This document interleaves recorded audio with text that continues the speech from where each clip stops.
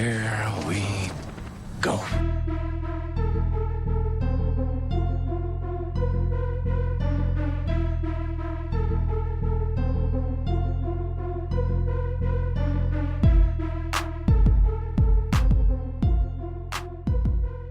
the Hollywood foothills of North Carolina, welcome to episode 82 of the Confirmed Epic Podcast, the official podcast of the epicreview.com.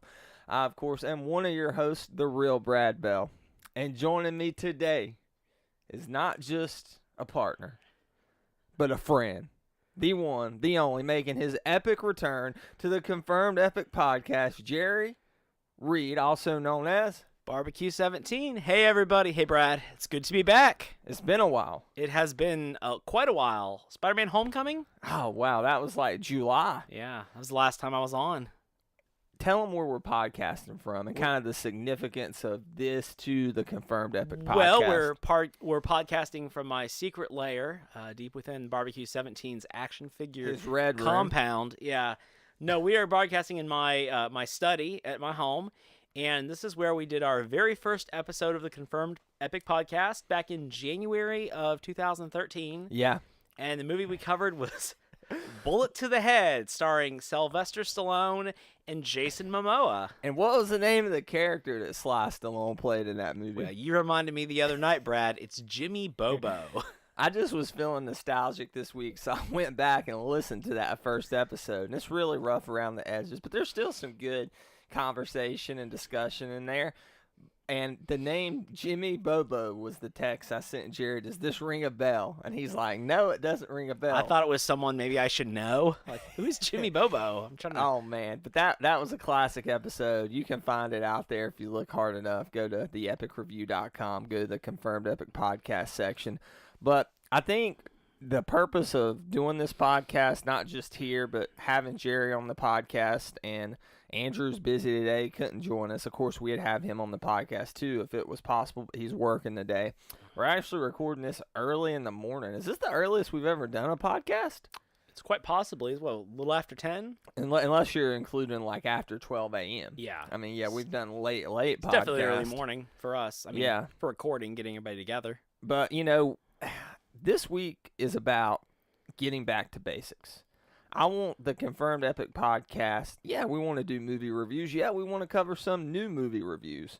But I think what really made the Confirmed Epic Podcast a podcast that at one point 600 to 1,000 people downloaded and listened to weekly was it was a blend of geek culture. Okay, not just movies, not just comics, not just collecting, but all those things. We never been into video games, really. I mean, Gina kind of talked about. We've been into. Yeah, it. we didn't really do a lot of talked reviews of video games. Yeah, now Andrew hopped in about every 3 years to write Andrew a will video tell you game his article. list of his top 10 from 2013. And if you've been on the epicreview.com, you've seen kind of almost a more retro look. Does it look as sleek? No. But guess what? It looks like the Epic Review. It does. It does, and I'm just really excited about that. Or am I going to be able to cover every news story? No, but I love doing things like we did this week on the Epic Review, the Nostalgia Bomb, where we look back at all the things from Batman Forever, which is the review, our feature review today, and kind of step back and not only looked at the movie, because we're going to do that on the pod, but all the things that surround the movie, like all the tie-ins and stuff. And we'll get to that once we start talking about the movie. Absolutely. We can discuss that stuff too. But I want to say thank you to Geeks Worldwide. They were awesome to us. They set us up, and me in particular, with getting to interview people such as Neil Adams. The Neil Adams one, I'm still impressed that you did that. Tom King. I mean, that's a good one. Yeah, I mean, so. My gosh, is he not doing great with Batman? He's doing great with Batman, and he followed one of the best runs ever. Yeah. Everybody was kind of like, okay. I liked him on Grayson. I liked his run on Grayson a whole lot. And then him taking over Batman was incredible. He's a super nice guy. And Mr. Miracle's supposed to be good. I haven't read it. I have it pre-ordered because I read in trades now. Yeah. And then Vision, his Vision run's supposed to be really, really good. So I actually want to check that out in graphic novel form. Look, we still watch movies. We still collect. Jerry collects a lot still. That's always been his thing. my collection of posters and stuff has kind of been topped off, and we both still read comics. I read more comics now than I've ever have in my life. And that's awesome. That's Yeah. what we want to hear coming back to this. I watch less movies and TV, but I read more comics. You know, me too. And I think the reason is I can be, and I know you're not like this because you like it to be quiet when you read, right? Fairly. When I can read a comic and I can sit in the same room with my wife and still have interaction with her. Mm-hmm. If I'm watching a movie she doesn't want to watch, I'm probably going to the Panther room in there to watch it. Right. And I mean, I don't like doing that, especially when we both work. We're finally together, and we don't necessarily want to watch the same thing, but I still like to be there with her. So I think that's one thing that makes comics kind of resonate with me. It sounds weird as I get older, I get more in the comics. I get more appreciative of them. So we love that medium here on the Confirmed Epic Podcast. But this podcast will now be exclusively on TH Epic Review, theepicreview.com. Of course, Jerry, I will get a link on actionfigurebarbecue.com. And who knows, maybe one of these days Jerry will put a review on the Epic Review. I will try to get something on there. So that would be very cool. The last couple weeks, on last Sunday and then this Saturday, I've been putting my top 10 action figure or toy lines of 2017 was last Sunday, and then today was, I just posted maybe 30 minutes before we did this podcast, which is called the Best of the Rest, which is the single toys from toy lines or statues or whatnot that I didn't pick the whole line as one of the best, but there was a figure or a toy that stood out. Yeah, I like how you did that too, and how you did the top 10 lines, but were they really necessarily in order? They weren't, were they? The top 10 lines and the Best of the Rest are alphabetically. Yeah. But they weren't like 10 to 1.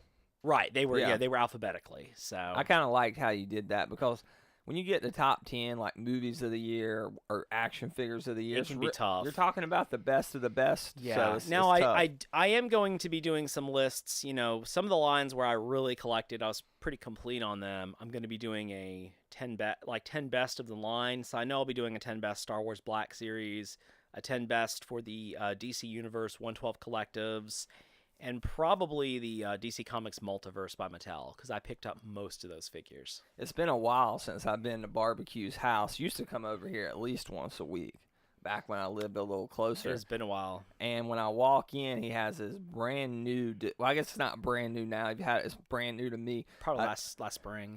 A nice display case from IKEA, very similar to the Detolf I used to put my Hot Toys in. Yeah, I can't remember the name of it, but this one has 5 shelves, and you can hold about 6 112 Collectives per shelf, including the round flat bases that they stand on. And I was awestruck by these. I mean, they are little Hot Toys. I mean, that's what they are.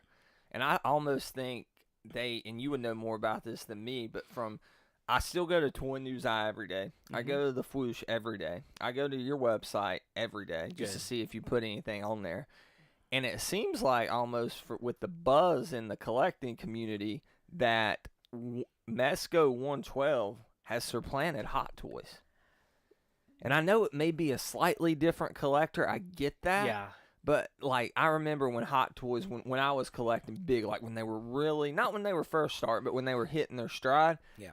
I mean, you would see so much buzz around them. And I don't know if it's just because the line's settled, it's there, people know what it is now. Yeah. And Mezco's newer. Mezco had a huge year. I mean, Mezco's not a new company by any means. They've been around since, I want to say, 98 or 99, at least. But this year, I mean, the 112 Collective, you don't think about it, but they first released Batman, the Dark Knight Returns Batman, in 2015. It was a Comic-Con exclusive in 2015. With the mutant. With the mutant leader. And then 2016, they had just a handful of releases. Captain America, the Armored Batman, the Batman vs. Superman Batman, maybe 1 or 2 other figures, Judge Dredd, some of the Star Trek. But it was this past spring that within about 3 or 4 weeks of each other, they released The Flash, Zoom, Green Arrow, Joker, the Punisher, Deathstroke? Daredevil. Deathstroke just came out. Okay. But they had about 6 or 7 amazing figures that hit in a really short period of time, and I think that's when everybody started paying a lot of attention to them. When I walked in, the 2 that caught my eye were the 2 Punishers and the Deathstroke. I don't know. I just was drawn to them aesthetically. But man, I really want to get a 112 collective now. That's not what my wife Abby wants to hear. No, they're great. If I was gonna get into collecting 112 Mezcos, I would have to be like, okay, I'm just getting DC movie or I'm just getting Marvel movie. Like I would have to stick with a particular property or line. I've pretty much just went with DC comic based and then Batman based figures for the movie line. Man, Gladiator Hulk. Gladiator really Hulk looks tempting. awesome. Yeah, he's really cool. 125, I think. Yeah, he's gonna be massive. I mean, compared to again, they're 6-inch scale, 112. So, but he's gonna be pretty cool. The Thor is incredible. I know. You know how much I love Planet Hulk. Love that story. It's cool. And I would just, and I know we didn't get Planet Hulk in Thor Ragnarok, but we still got a version, a telling of that story. Their retelling of it. Yeah, their interpretation, and I would really like to have that Hulk. So I'm almost thinking about dipping my toes in, but maybe a birthday present. Mezco's, their version of Batman is getting ready to come out. Yeah, I saw that. Because with the comic versions, they're doing kind of their own interpretations of characters, which really look good, kind of a mixture. And so their plan for Batman is to do like a early Batman, early in his career, like a middle-aged Batman, and then like a later-aged Batman. This is the early Batman, right? He has purple gloves, doesn't he? He doesn't really have purple gloves, but I don't think. But they're doing a couple different versions of him, a couple different color schemes. But this is kind of like, again, this is their version of a year one Batman, you might say. And Sideshow had been doing that with DC. I don't know if they've lost the license or not. Now they're just doing it for Marvel, their own versions of the 1/6 scale comic book characters. Yeah. They got a really awesome Thor that's like 250 that's insanely beautiful. But I was wanting to ask you, since we're on the topic of collecting and we're talking about DC a lot here, what's going on lately with DC Collectibles, formerly known as DC Direct? Because I know they had their quality control problems back in the day, that's for sure. But I always was like, when they did the Greg Capullo, the designer series, I always was like big fans. What's going on with them? I don't see much from them. I don't think anybody collecting wise is quite sure what is going on with DC Collectibles. DC Collectibles going into, I would say, summer of last year, they really had some impressive lines going. The designer series was looking good. They were moving into the Aunt Lucia Bombshells figures, which did come out and were incredible.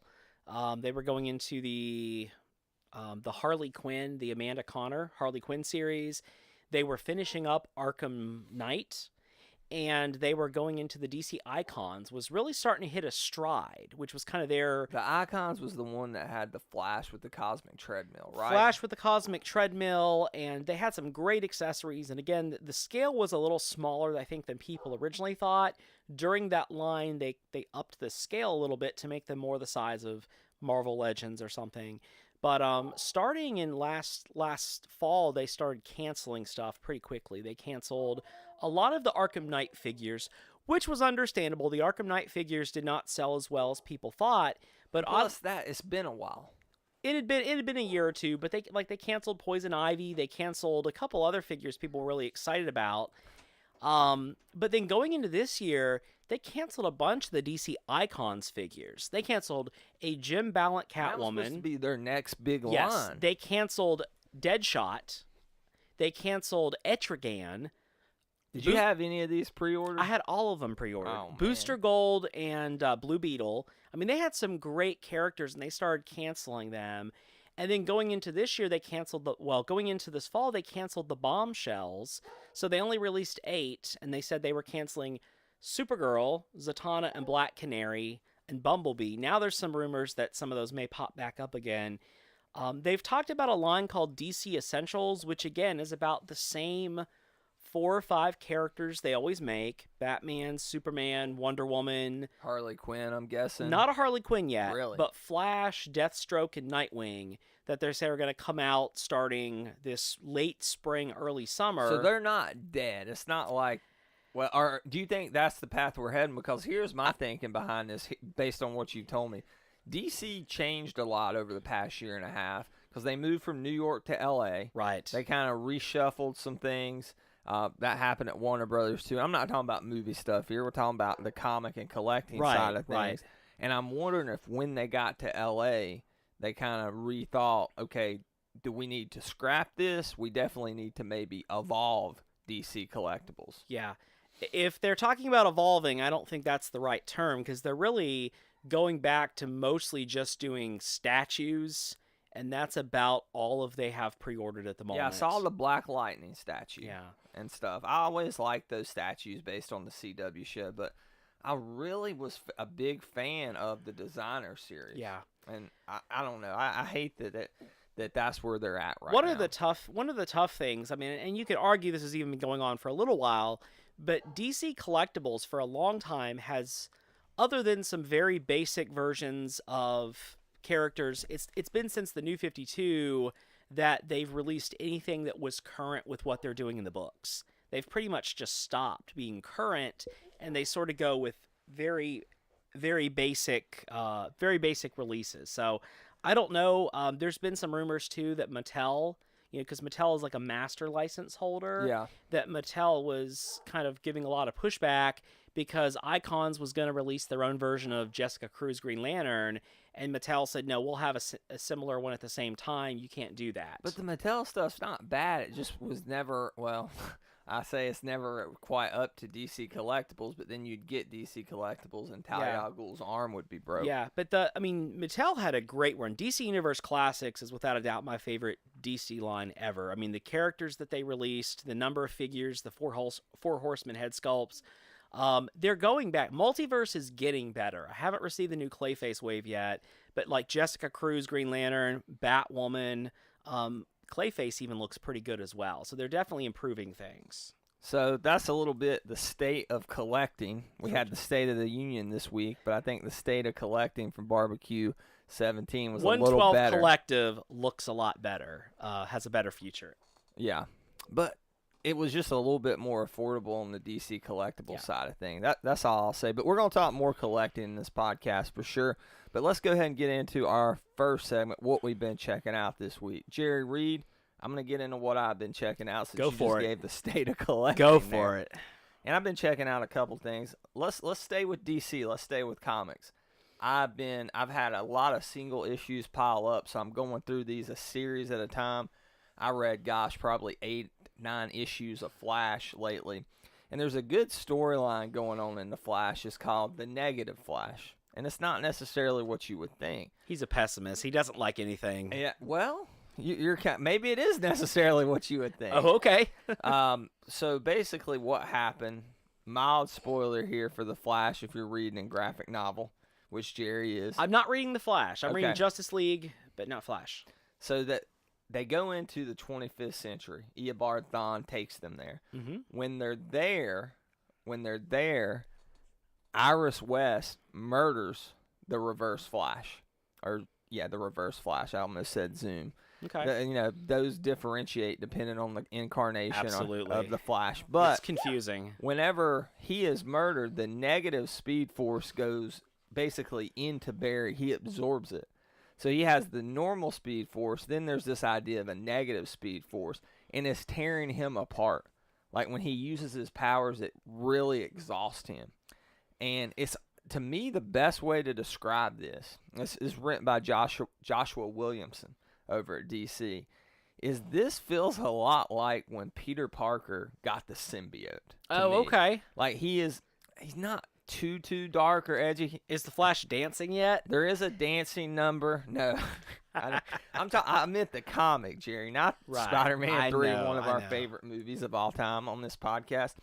But he's moody, so I guess he is kind of in that way like that Spider-Man 3 symbiote version of Peter Parker. But Barry Allen's always an optimist. Absolutely, and he brings that to the Justice League and to the DC universe as a whole. But here he's kind of losing his way a little bit, and I've really enjoyed this. Here's what this run, Joshua Williamson's been doing the Flash since DC Rebirth started. And I've loved this run. To me, it reminds me a lot of the stuff Jerry Conway did with Spider-Man. Mm-hmm. And I mean, it's that good. And that was the heyday of Spider-Man. That's when you're talking about like Gwen Stacy getting killed and things of that nature. And with this, it has that same kind of gravitas to it. He introduces a bunch of new characters. There's a new character named Mina. I'm not going to spoil that for anybody that wants to read it, but she's one of the best new Flash characters in a long, long time. So I recommend that if you are on the fence, pick up a Rebirth graphic novel of the Flash. I am considering picking up the Flash and starting to read that series as well, because he's such a crucial part of Rebirth at this point. Yeah. Of everything with that story. So I'm reading Titans. So I'm reading the Wally West side of things. And there's two Wallies. Yeah. We have the black Wally and the classic Wally. Yeah, you're right. There is. Yeah. I've got to that point too. So. Okay. All right. Yeah, I've read that part. So I'm not trying to spoil anything to the best of my ability. So before I get into the next thing I've been checking out, Jerry, what have you been checking out? So I've been reading a couple things that are a little bit older. I'm going to start with the thing I just finished this morning. For Christmas, I got the Volume 1 of Batman and the Outsiders. So this nice is hardcover. It's a nice hardcover. This is by Mike Barr and Jim Aparo. And so this is a fantastic collection. This just came out last year. It collects Batman and the Outsiders, the first 12 issues from the the early 80s. So this is still pre-Crisis, but during kind of like the New Teen Titans run as well, because there's a tie-in that still has, Tara when she's part of the Teen Titans in it. But this is a great book. I'm curious about anything Batman. I'm trying to go back and read a lot of older DC stuff that I've missed over the years, which, I mean, there still is a lot. Going back to 1937 Superman, we know how big of a fan Jerry is of Superman. Hey, I like Superman. I do like Superman. I give Superman a hard time sometimes. I used to, when we started this podcast, I hated Superman. Yeah. Now that we're 5 years later, he's in my top 5 now. Okay. Which is hard. I would have never imagined I would say that. He is not in my top 5, but he's definitely like in my top 20. I think it's because a lot of the stuff they've been doing with the Superman comics with the Patrick Gleason and Peter Tomasi run, having a son has really humanized him in my eyes. And I know everybody rolled their eyes at that in Superman Returns, the idea of him having a son. But God, they do it really well in the current run Super of Sons Superman. Super Sons is a fantastic book with Jonathan and Damian. I read like the first 4 or 5 of those. It's a great book. They have a great dynamic. They really do. Damian is one of my favorite DC characters at this point. Who are Batman and who are the Outsiders? So the Outsiders are a group of people that Batman assembles. So essentially what they were doing is they were getting rid of the Brave and Bold, and they wanted a new series. And they kind of took off that Batman was starting to get a little more edgy, and they decided to have Batman leave the Justice League. He gets mad at the Justice League because they won't intervene when Lucius Fox gets kidnapped by these revolutionaries in this like Eastern European country. And so Batman... Parbat. What? Is it Nanda Parbat? So it's Markovia. Okay. So God, this brings in Geoforce and... that's where Tara's from as well. Okay. They're from they're Markovian royalty. But anyway, so the Outsiders are Black Lightning. So Black Lightning is brought back into the fold. Katana is introduced. So this is an introduction for Katana. Rex Mason, so Metamorpho, the Element Man, is brought in. Halo is created. She's a young woman who has these powers that kind of are about generating auras and things, that she can do different stuff. And then Geoforce is part of the... Outsiders. And again, this is a really good book that it's high quality. It's very high quality, and what I like about it is the storytelling is modern enough that there's a lot of continuation and ongoing plot lines and edgy things, but at the same time it still has that classic comic feel where there's a lot of input from the editors and whatnot, so there's still a lot of kind of humor in it as well.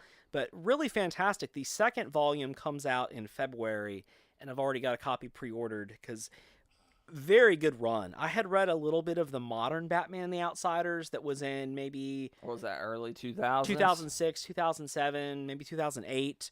But I really like this one. But you know, It's got that classic newspaper like comic book pages that are associated with probably both of our childhoods reading comics, not the glossy stuff that we have now. It is a wonderful book. There's the colors really pop for that, even though it's on that newspaper style. Just how much fun these comics from the 80s are for DC. DC was definitely, I mean, I know everybody when the 80s initially thinks of Dark Knight Returns, Batman Year One, and things like that. But some of their stuff, like, I mean, New Teen Titans, and there's a New Teen Titans crossover in here. I mean, DC was absolutely at some of their best in the early 80s with Marv Wolfman, George Perez, I mean, Jim Aparo and Mike Barr. Fantastic stuff. And you can pick that up, I'm sure, on Amazon for a reasonable price. That's Batman and the Outsiders Volume 1. Talk about a movie I checked out, Abby and I checked out this past week. It was Ingrid Goes West. This is a indie movie. Is this a sequel to Feifel Goes West? No, oh man, remember Feifel? I love that movie. I remember crying during Feifel. I love that movie. No, this is a Aubrey Plaza film. You know, did you watch Parks and Rec or any bits and pieces I'm familiar of it? with it. I've never seen it. She's kind of the moody girl on Parks and Rec. She's one of the main characters. She was a breakout star from that show. Probably the biggest breakout besides Chris Pratt, obviously. And it's a really fascinating commentary of the times because it's a dramedy. So you got equal mix of drama and comedy here. And it revolves around Ingrid. Her mother dies. She kind of gets caught up in stalking this girl on Instagram. Then the girl has a falling out with her, and she craves that, I don't know, to get her fix of that Instagram celebrity lifestyle. Yeah. So she finds a new Instagram celebrity to follow, and that is Elizabeth Olsen. So Ingrid Aubrey Plaza's character decides to go west with the money she gets from her mom dying. She gets like $50,000 or something that her mom left her after she died from cancer, and starts stalking Elizabeth Olsen. And actually in the process becomes friends with Elizabeth Olsen. But here, Elizabeth Olsen's character, right? Not character, okay, not actual Elizabeth okay, Olsen. just checking, just making sure. In the movie, Elizabeth Olsen is married to Kurt Russell's son. I can't think of his name. It's Kurt Russell and Goldie Hawn's son. I can't remember either. He's in a lot of stuff, but he looks like Kurt. He looks like them. Like it's pretty evident. If you see him, you know him. Oh, that's Kurt Russell's son. Yeah. But anyway, here's my favorite part of this movie, though, and it does have a good message. She gets a boyfriend in this movie, and it's played by Ice Cube's son. Who, Ice Cube's son, I can't remember his name off the top of my head, but he was in Straight Outta Compton. He played Ice Cube in that. Okay. So he's a good actor. And this guy is obsessed with Batman, okay? And not just obsessed with Batman. You're not going to believe this. Okay, tell me. He's obsessed with the Joel Schumacher Batman. Okay. So they go to eat at this Mexican restaurant, and all he can talk about is Joel Schumacher Batman. And he's like, people don't get the brilliance of Joel Schumacher. There was a reason he put the nipples on the Batsuit. He was ahead of his time. He was a progressive. And I'm just dying laughing, and Abby's laughing at me laughing. And so she wants to borrow this dude's truck. This is all I'm going to say story-wise because I don't want to spoil. It's really good. So she wants to bribe the guy because they hadn't been dating but like 2 weeks. Right. And she wants to borrow like his brand new Ford F-150 or something. So she buys him no joke, from eBay. She spends like $500 on a cast and crew Batman Forever sweatshirt. That's awesome. So she can borrow his truck. And I don't know. It was hilarious. What a interesting characterization they've added for this movie. Yeah, I know. It's really odd, especially like it was because I watched that. Then you told me that y'all watch Batman Forever. Yeah. Then we're like, let's do a podcast on Batman Forever. So maybe it was meant to be. How weird. How weird is that? But the movie's message pretty much is, what people's life's like on social media is usually not their real life. So don't get too caught up in that. And I know that may be a somewhat basic story, but it's a problem a lot of people have. They're caught up in, we post stuff all the time online. Yeah. You and I are somebody who posts daily on a blog or Twitter. On a blog, yeah. But we're posting about stuff we like comics Right. collecting. Occasionally I'll post something about football, but we're not really portraying our life on these sites or anything. So if this isn't somebody- something I struggle with. If somebody read my blog, they would think, "Gosh, this guy has a lot of action figures," and then they would walk over to my house and be like, "Gosh, this guy has a lot of action figures." So I feel like my online portrayal is pretty spot on. Yeah, I feel like the real Brad Bell's pretty authentic too. Yeah, when it Real comes Brad to- Bell keeps it real. Yeah, so check that out. It's at Redbox. That's where we watched it. We've been watching a lot of Redbox because Abby's about almost 7 months pregnant now. Okay. So when you get to this point, because y'all have Allie, it's like you kind of feel like you need to go out because you don't feel like you're going to be able to do that as much. Yeah. But at the same time, wife being 7 months pregnant doesn't necessarily want to go out. Yeah. So there's been a lot. Abby's really only craved two things Okay. in her pregnancy, and that is Chick-fil-A. We've Okay. ate a lot of Chick-fil-A, which is fine. There's a lot Yeah. worse places to eat. But she really loves these Sonic cheese sticks, which is something if she was not pregnant, she probably wouldn't eat. Maybe one off she would eat it. Glad she's not here because the Sonic's closed for remodeling. Oh, God. Yeah. That's awful. There's one not too far from, right on the way to our house. So we live about 30 minutes away from where Jerry's at, maybe It's a nice 40. Sonic too. Yeah, so It's got an indoor eating area. I know, man. Are they adding that to the Sonic I have here? no idea. But they're not closing it down, are they? I thought it was closed until I drove by the other day and it said 28 remodeling will open again in sometime in 2018. Myself and AKA Andrew Stokes have a lot of good memories at that Sonic. We've discussed a lot of big life moments there. There you go. Have a lot of slushies and popcorn chicken there. But we've been our routine the past couple Saturdays have been going to Sonic and getting some cheese sticks and then going by Redbox and enjoying whatever's there. And we've seen some god awful movies and Yeah. we've seen good ones. Like we watched Rough Night. It was the Scarlett Johansson bachelorette party movie. Yeah. One of the worst movies I've ever seen. That movie revolved around a night gone bad in which they resort to two cases of first degree murder. Oh my gosh. And it was just awful. Like it was a dark comedy that was not funny at all. The supporting cast was really, really bad. So yeah, I don't recommend that. But we've just been basically, all right, if it's a romantic comedy or something we know we both like, we've just been getting it from Redbox and giving it a chance. We so one of the things you'll find is kids like to watch the same movies over and over Yeah. and over again. And the odd thing is you'll find you start liking a lot of them too. One of the things Like Trolls. I never believed in my life that I would have watched Trolls at least like 50 times, but I guarantee I've seen Trolls 50 times. Frozen is a huge hit, which Frozen's a huge hit with any little kid, it seems like. And the other ones we're really into right now is Miraculous. Have you heard of Miraculous? No. It's a cartoon series about these superheroes in Paris. It's actually really good. Ladybug and Cat Noir and Paw Patrol. Yeah, Paw Patrol's big. Paw Patrol right is now. huge, and it's Yeah. pretty cool. You know, we're big dog fans. We're dog people, so Yeah, we are too. Paw Patrol's pretty awesome. All right. Is there anything else you've been checking out? I think there's another comic you have. I been- do and I want have to talk about because I've read this too. Okay, great. I do have another comic here. I finally read Batman: The Dark Knight Master Race. What a But- name for a book. So, Brian Azzarello, Andy Kubert, Klaus Janson, Brad Anderson, Alex Sinclair. Oh, and Frank Miller.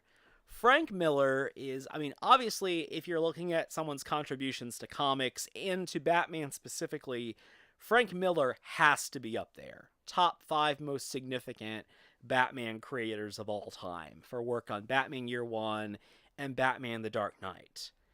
After that, Frank Miller stuff. Dark Knight Strikes Again. Dark Knight Strikes Again, I'm not a fan of. It is, I've read it. it's very messy. It has some cool ideas. It has some cool concepts in it. That's the one where Wonder Woman and Superman have sex and it shakes like the earth, isn't it?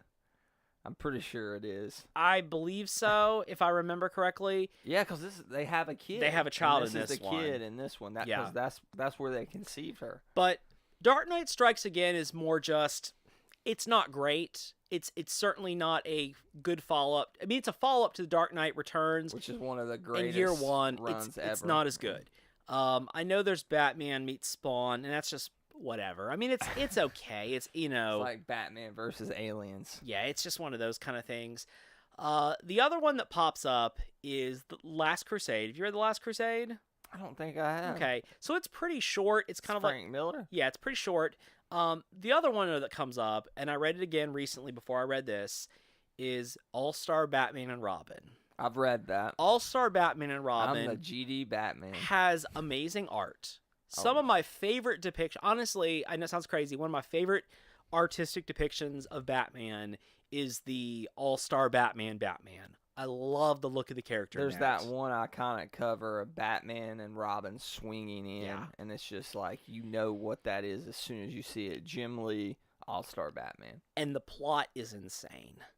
The Yeah. plot is insane. Black Canary's batshit in that. Black Canary book. is crazy in the book. It doesn't make any sense at times.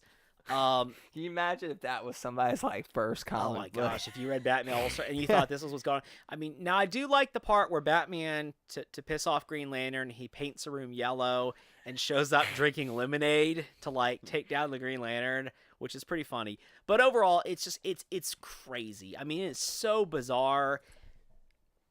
So going in, knowing some of the other stuff Frank Miller has done recently, knowing how crazy Holy Terror was and some of the other stuff he's done, it's not been very good. I was not sure what to expect from Master Race. I was really surprised, and in a good way. I thought Master Race was a pretty good story, that the heroes felt heroic, and this book did things with the Batman character that I'm not sure have ever been done before. For example. The fact that Batman admits over and over that he's wrong about things, and that he's This is an old Batman. This is an older Batman. Again, so this is after The Dark Knight Returns and The Dark Knight Strikes Again. And it feels like it fits with those perfectly. It does. Now, again, when I read parts of Batman The Dark Knight Returns, I'm thinking like, is Batman really able to keep going? Yes, he does. But this book had some really strange one-shots. Isn't Carrie Kelly Batman at this point? Carrie Or Kelly, not Batman. Carrie Kelly is going out as Batman Yeah. at this point, and then she becomes Batgirl, and then she becomes Batwoman. But I really liked this, and I'm wondering if they took Frank Miller's ideas, but also had Brian Azzarello is he's a great writer. I enjoy Brian Azzarello, and He wrote New 52 Wonder Woman for a long time. He did. I know he did Joker and 100 Bullets was a big one from him. he did a lot of really good stuff. And so I'm wondering if he sort of nicely tempered, Frank Miller's ideas. He rewrote the whole script. I think joking. sometimes someone who's really creative, having someone to kind of temper some of the ideas and make it more palatable is a good thing. But this was great. This had everything I love about The Dark Knight Returns, but it also was positive. You know what I would like to see of this? What would you like to see? I would love to see them do a direct-to-DVD adaptation of this. Like Yeah. they did the 2-part Dark Knight Returns, the one where Michael Emerson voiced the Joker Yes. and Peter Weller was Batman. Yeah. I would really like to see, maybe, I know Joker's not in this, but Right. get Peter Weller back to voice Batman and do this in a 2-part. That would be great. You want to hear a fun Peter Weller fact? Sure. A few years ago, Peter Weller got a doctorate in fine art. He is a doctorate in fine arts and focuses in Renaissance art from the University of UCLA. From UCLA. But that's not fair. He's a cyborg, so I mean, he's naturally Imagine smarter than RoboCop everybody else. Or showing not up as naturally. like your fine arts professor, Appreciate art. That would be Stay great. out of trouble. But yeah, I read this, and I read it in single issues, so it is a lot more digestible than something like Dark Knight Strikes Again, but it is, I think it would benefit from reading it in trade. Yeah. Because this book wasn't like a crazy delay, but it wasn't every month. It seemed like it was more like every other month, like what they're going to do with Doomsday Clock now. It's a cool plot, too. I really like the plot. That there is a Superman's daughter is working with the Atom because she has been the residents of Kandor have reached out to her, the bottled city of Kandor, and they have kind of working with the Atom have found a way to be brought to normal size to be able to come back into the world. But it turns out that in the time Kandor has been, trapped in a bottle by Brainiac, that there's been a cult that's arisen. And so it's this cult of Kryptonians who want to take over the Earth.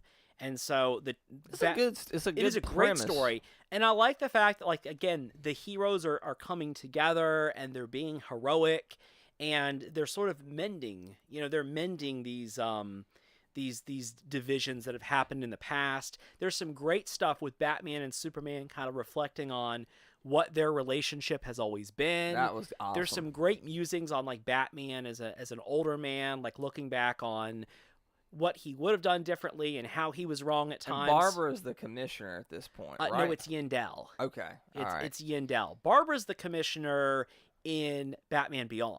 That's right. In this series, her name's Commissioner Yandel.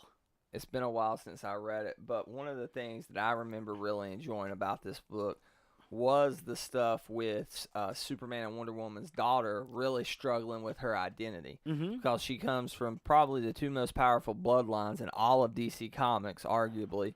And I think she struggles with who she is because she's both, right? She's an Amazonian and she's a Kryptonian. And I think all the stuff that takes place in Themyscira in this book too, I really liked. It was a good read. I mean, I'd probably rate it like a great. Yeah, if I was this was way better than I think I could have expected, and I now absolutely the end when Carrie Kelly, not much of a spoiler, but she dons a Batwoman costume like it's her own version. I would love for Mezco to make that in the 112 Collective because that's such a cool looking costume. The kind of like the black and gray, black and silver. You should write them or email them because they do respond to fan requests. Oh, absolutely. Sometimes that's one good thing about Mezco. I'm gonna spam email them every day that they need to make this. I think that's gonna do it for what we've been checking out this week. Let's go ahead and move into some epic news items of the week. Epic news. Okay, let's start. We're staying in comics. Check it out. Double check. Check it out. I decided not to do the sound effects for this episode. Probably a good idea. Yeah. We got the intro, the outro, and I don't know if we'll do a spoiler reel for Batman Forever. Remember what I used? Yeah. Batman Forever spoils itself. Yeah, in the opening scene. Remember when I used to have the slide whistle? Oh, yes. Do you still have it? It's hidden up high on that shelf up there because my daughter found out about it, and now she would always run through the house with it. Finally. I love that. My wife didn't, so I had to hide it. That's classic. No, we're back to basics. I'm not putting in a ton of sound effects. I mean, we're editing this. It's going to be clear audio. I'm not trying to sell you any T-shirts, okay? I'm just trying to talk about comics, collecting, and movies and stuff. We should comment. So my father, you were having the T-shirt that said "Thanks, Bob." Yeah. On there with my dad when he, I guess, shot a groundhog when he was holding younger. him. I almost wore that shirt today. Well, yesterday was Groundhog Day. Yeah. And so my dad, that picture showed back up on his Facebook timeline yesterday. That's awesome. Yeah. Next time your dad's in town, I gotta wear that shirt. You gotta wear that shirt. We should have got him that for Christmas or something. You could send it to him. Yeah. He's getting ready to retire. You could send him as a retirement gift. That's cool. Well, congratulations to Bob Reed on his retirement. When's he retiring? I think March 30th. Wow. That's crazy. Big life things going on for the people around Jerry. Absolutely. I'm having a baby. His dad's retiring. Yeah. So, we're getting into epic news here. DC has announced within the last week, Justice League No Justice. What a title. So, kind of the story behind this, and I had an article about this over at the Epic Review, is coming out of Dark Knight Metal. Brainiac. So I have not read Dark Knight Metal and I'm not going to spoil it. Okay, because I read in the trades, and so you're always a little behind if you're in the trades. Yeah. It's like it's beneficial, though, because I feel like you can really digest it a lot But better. I read your article, and so okay, I'm good with that. There's going to be some ordeal that goes on with Brainiac, and as a result, we're going to get 4 Justice League teams. And they all have different power sets, right? There's the more human members of the Justice League led by Batman. There's the more alien version that has Superman and I think Martian Manhunter. And you can find and see these teams at theepicreview.com. But here's what got me with this when I read it. Cool premise. I like the idea of splitting them up into power sets. Yeah, and the teams are really fascinating. Yeah, they're really, really fascinating if you're a DC fan. And what gets me, though, is not that this is going to be a weekly event series, because with events, sometimes I like them being weekly. And how long is the weekly event going to last? 4 weeks. That's not very long. No, that's talking about I think it's 5 issues. I'm not sure. Yeah. All right, don't hold me to that. Maybe just 4 issues, but it's not going to be a massive, like Civil War, Dark Knight Metal size event. That gets everybody the chance for every team to be up to speed by the next issue of a comic. Yeah, exactly. And when you have the events compressed, sometimes that's good because you can really just get through it and move on to what I really like in comics more is the solo stories. As I get older, I used to like the big events, but we know event fatigue is a real thing.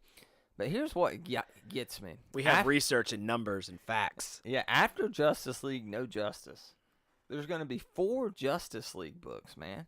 You're going to, in addition to Justice League of America, that's out now, and Justice League, which is out now. So we're talking 6 Justice League books. Yeah, that's a lot of Justice League books. And a weekly, you're getting a Justice League book every week. To me, DC was already asking its hardcore fans to take a deep dive. And even if you're reading trades, because you're buying more trades because they would come out quicker. Now, are they still doing 2 Justice Leagues a month as well, yeah, right? Exactly. So you're talking about, I think Justice League of America right now is once a month. Justice League America is once a month. But the Justice League flagship title is twice a month. Yeah, like most of their books, like The Flash and Batman and Detective. So 4 Justice Leagues. The 4 Justice League books with the teams. The 4 new ones. Then the 2 monthly Justice Leagues. Yeah. And then Justice League of America. All right. That is a crap ton of Justice League. And they already asked us to kind of go out on a limb with our wallets and doing twice monthly. But it was a $2.99 price point. Yeah. So that was somewhat reasonable. Now you're talking weekly. It's like, okay, this is starting with the Justice League. But where does this stop? I don't want to get to the point where there's 4 issues of The Flash. There's 4 issues of Batman, which I know there is with Detective and Batman, but you know my point here, and the listeners get my point. I think the only thing is, DC will realize, I think that they're going to have to make sure that what they release is manageable for readers. Because if they get to the point where there's too many books, again, people do stop.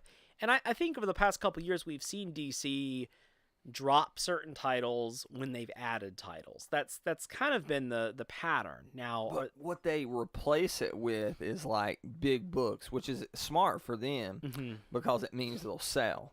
But what gets me is if you're a diehard DC fan and you're reading DC and you're vested in these characters like you are, like Justice League almost feels like one of those books you have to read. I know you don't have to read any comic, okay? Right. I get that. But if you're into this hobby and you usually go one or the other, DC or Marvel, like Justice League is one of those books like you feel like you need to read. If you're reading if you're reading for anything beyond 1 or 2 single characters, you sort of want to read Justice League to know what's going on in the overall storyline or overall universe. And I think kind of what the model is here from DC is they'll get people on, I call them drive-by fans, okay? So people, and I used to do this too when I first got into comics, but people will see a movie, they'll be like, oh, I want to check out the comic book. Right. So they'll pick up, I don't know, Justice League after seeing well, maybe they wouldn't. I like the Justice League movie. I know you do too. We hadn't even talked about that much. Yeah, but they'll see Justice League and they'll be like, all right, I'm going to pick up Justice League, I'm going to pick up Batman, I'm going to pick up Superman, right? Definitely. And then all of a sudden there's this new money flow coming in for a couple of months, but then they drop out. Usually completely because they get in over their head and they're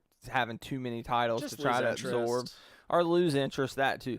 And then you have your diehard fans, like you and me in the comic book industry, who are one way or the other, whether it's trade, digital, or single issues still, are going to read these characters.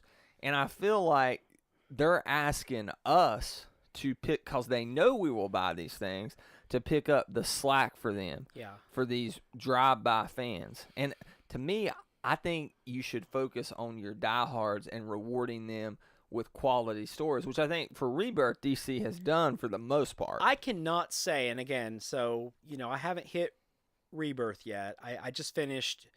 you haven't been reading DC Rebirth? I'm sorry, Rebirth. Gosh, I was about to say, there's I like haven't 25 graphic novels. I haven't read Metal yet, but I have read everything that's been released in trade for, like I said, pretty much any Batman-related character, Supergirl, Justice League of America, Hellblazer, Metal, Doom Patrol, whatever. I've read quite a bit. I've read a lot of Rebirth books.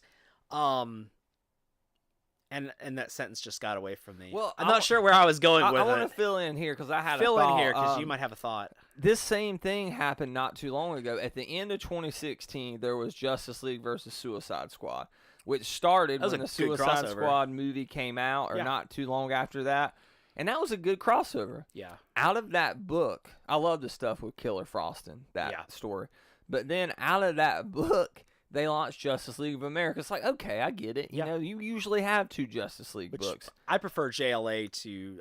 JLA's been a better book than Justice League of America. I think so. Or than Justice League. Yeah, I agree with that. And I've read a lot of Justice League, like 30-something issues, and I've read like 3 or 4 issues of Justice League of America. So it seemed like, I don't know, it just seemed like a tighter story to me. Yeah. But anyway, it's the same thing. We're repeating the same model, which obviously it worked, right? Big event, kind of a new team dynamic out of that event, new series. But instead, this time, big event that's weekly, because I think Suicide Squad versus Justice League was twice a month. Big event that is weekly, and then 4 new books. Yeah. Like, it's like, where does this cycle stop? And I know this is, big events are nothing new to comic book fans. And we've had weekly books for a while. But it seems like when you would have weekly books like 52 the Week or Batman Eternal, these were special books. Now, there was some filler in there. It wasn't all, knocking it out of the park. But it was like, okay, this is worth it to spend this money weekly because this is something special. Yeah. And I'm glad I'm partaking in it, right? That's where a lot of the Harper Row stuff was. Batman Eternal, which I'm naming my daughter after. So... but now I feel like it's cheapened it a bit, the idea of the weekly comic, now that it's more and more and more.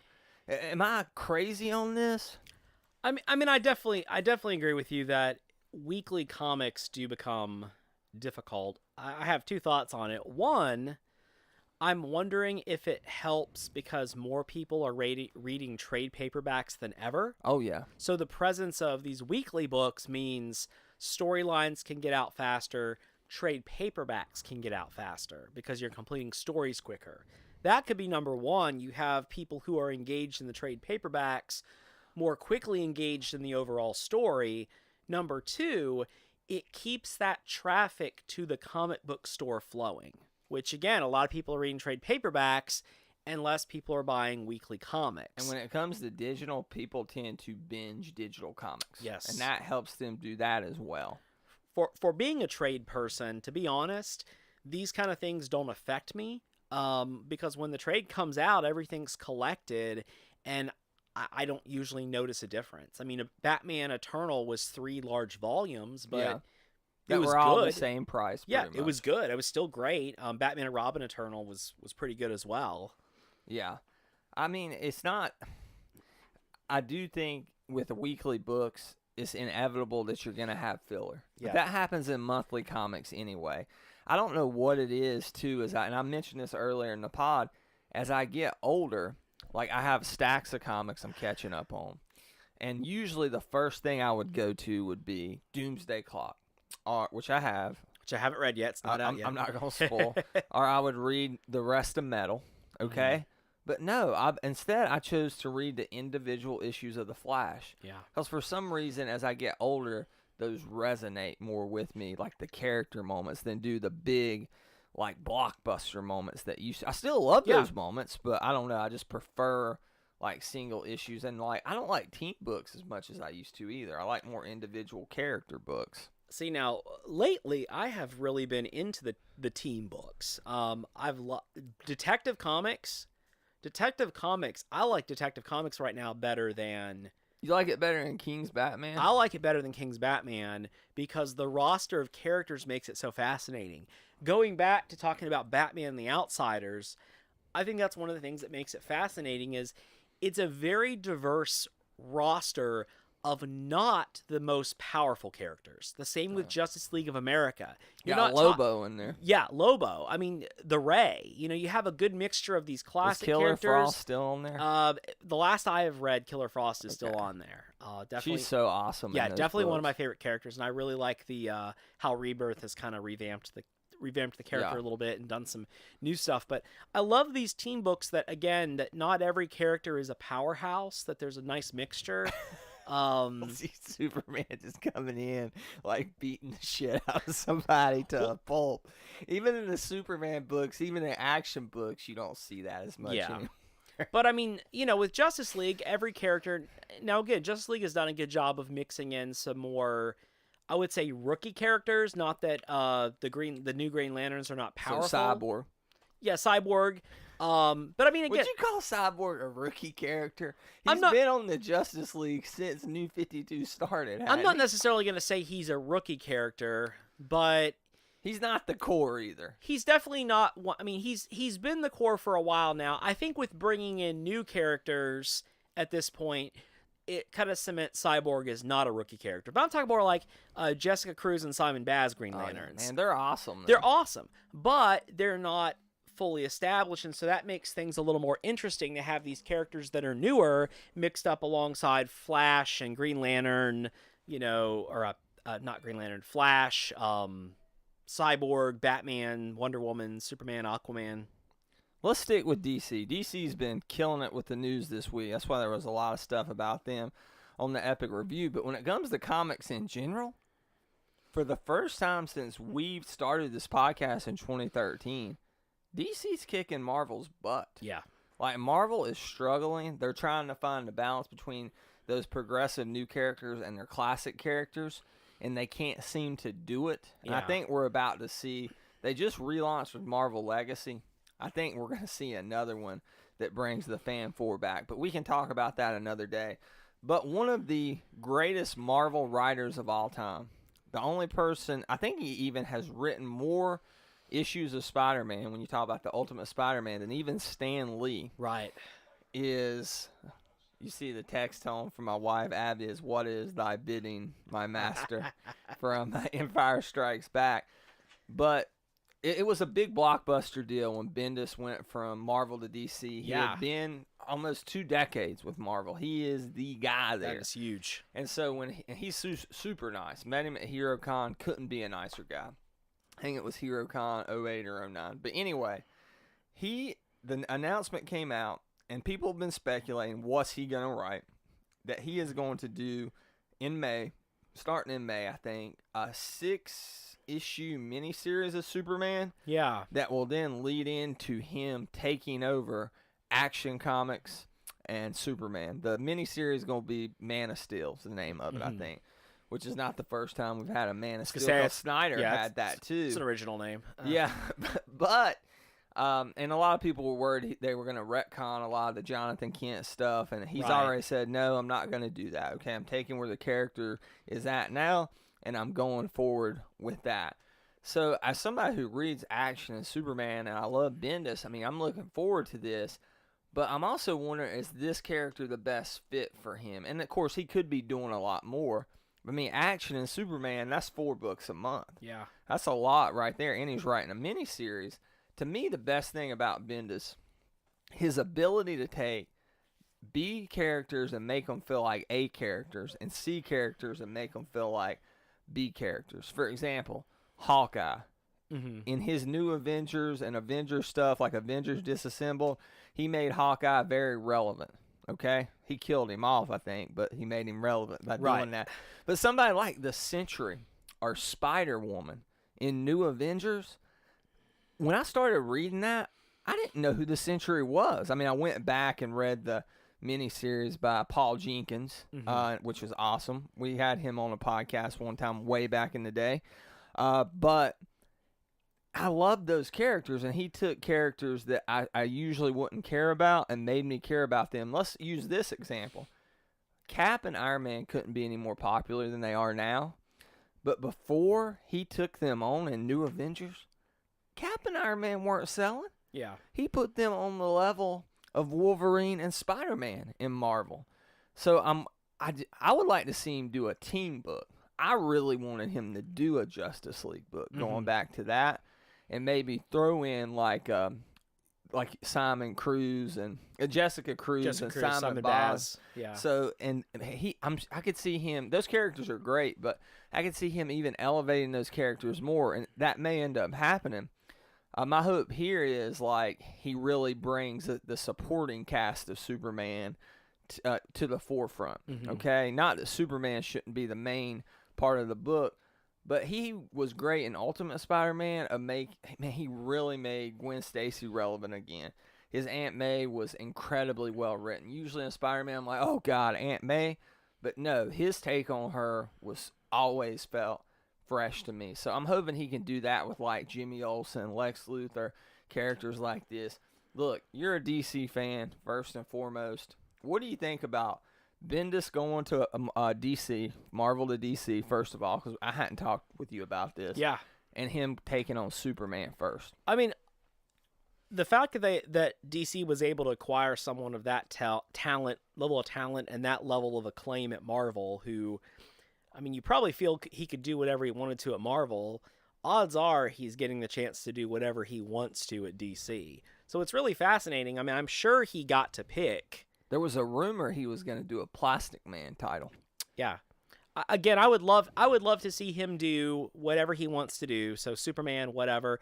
But I would also love him to do something a little bit more offbeat as well. Again, like you said, one of those B-list or C-list characters, and bring his name recognition and talent to somebody that hasn't had a lot of exposure in a while. Yeah. So what if you could have him, keeping that in mind, like giving a character who's kind of been at the back of the catalog for DC? Yeah. Like, I mean, Plastic Man was a rumor, but is there anybody off the top of your head that like you would really like to see him write that's not Batman or Wonder Woman or somebody like that? I'm a big fan of. I know they've got things going on with the Metal Men, but I like the Metal Men. I'm a big fan of Doom Patrol, and of course they've got a great thing going on there now. It's just too off the wall for me. The new Doom Patrol is really strange, but I enjoy it. I'm definitely enjoying it thus far. But I would again, something like Batman and the Outsiders. Now he doesn't need to take on another Batman title because there's too many Batman titles. I mean, I'm saying as a Batman fan, there needs to be a chance to take some other characters and to let them grow. But I would love to see maybe taking something like the Sandman, like not the Neil Gaiman Sandman, like the Golden Age Sandman, or one of those characters that's a little bit more unusual. What about Zatanna? That would be good. Zatanna would really be fantastic. Like to see that. Yeah, bringing somebody like Zatanna. She had a great Detective Comics had a great run recently. Yeah, and she is going to be part of one of these Justice League teams, which when I saw that's freaking awesome, man. So I'm a big Zatanna fan. Zatanna, however you want to pronounce it. Yeah, I hear it different ways. It's kind of like Ra's al Ghul and Ra's al Ghul. Yeah, you hear it different ways. You hear it both ways. But so what do you think about him coming in to write Superman? Obviously, this probably isn't going to make you start reading Superman because you never really have. But do you think he'll do well with these characters? I mean, I'm sure he'll do well. And again, the fact that he probably is one of those folks that could come in and pick whatever he wanted to write, and this is what he wants to write, means he probably has some interest in it. Yeah. So, I don't know if Superman, as far as action and the main Superman title, since I've been reading comics, which is going back to probably 2005. Yeah. Has ever been in a better state, like both books, than they are since Rebirth started. I mean, they're awesome, man. See, I'm reading Super Sons and Supergirl and Justice League, so I'm definitely getting. You're getting some super dose in there. I'm getting some Superman in there. Yeah, but it's not the main title. Yeah, well, maybe. I mean, Bendis is. We hadn't done this in a while, But what I would really like to do, whatever's the first issue that Bendis writes for DC, we should really talk about that on the podcast. Sure. Like maybe get you a digital copy because I know you wait on trades or something, and just figure out how we could do that. But let's go ahead and move on to some other epic news stories. Jerry, you and I love TMNT. Yes. We did a short-lived podcast called The Technodrome Tales. We did. With our good buddy Kendall Hallman, who's still podcasting out there. His cast is the Kindle Cast, so check him out. Nick released the first images from Rise of the TMNT. Those of you that don't know what this is, I think in fall, winter, next year, or later this year, excuse me, in 2018, hard to believe we're saying that, there's going to be a new TMNT show. It's going to be on Nick. It's going to replace the old CG one that's kind of, I think they have or they are wrapping right now. I think so too. Yeah, they're getting ready to wrap it up. And the premise of this is the Turtles have magical powers, and they had to also not just protect New York, but a secret realm underneath New York. Jerry, what's your thoughts on the premise? Because this is the first release of the premise. Yeah. And what are your thoughts on the looks of the characters? I was pretty mixed on the looks of the characters. The Turtles didn't look bad. You know, they've gone with a younger April again, so that wasn't. I mean, that was okay. Splinter looked really strange. I didn't like the look of Splinter. It was weird that he was a dog in this incarnation. Is that what he is? No. Okay, because I just saw the picture and I really wasn't sure what he was supposed to be. He was very odd looking. I will say I like the premise. I think the Turtles are so fun and unusual already that they do well with different premises. Fast Forward. Oh, yeah. Was entertaining. I thought Fast Forward was really good and well written. We've talked about that the IDW comic does some really strange magical things in there at times.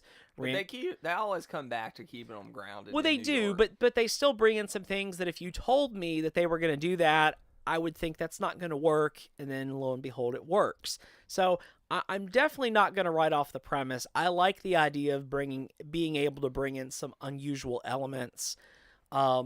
I really I haven't watched it for a little while. I'm behind a little bit, but I really have enjoyed this new show the one that's wrapping. The one that started in 2012 that I just called the new show. Well, I mean, it is the new show. It's the newer show. Yeah, I really have enjoyed that. We used to both of us collect that toy line and for then a while. It dropped. You know, it's really gone downhill. I was in Toys R Us because we were getting some stuff at Babies R Us, and I went over just to see what lines they had over there, and they had like 4 figures. Walmart and Target, I think, stopped carrying it, and so was it just not selling, or apparently Playmates started releasing just lots of repaints and kept repacking the figures from the second movie, which didn't do well, and so it kind that of was a good business decision. It kind of hurt their kind of hurt retailer confidence in the line, which it went from being one of the top lines to just dropping out. Well, I remember a few years ago, Playmates was doing the TMNT Classic line. Yeah.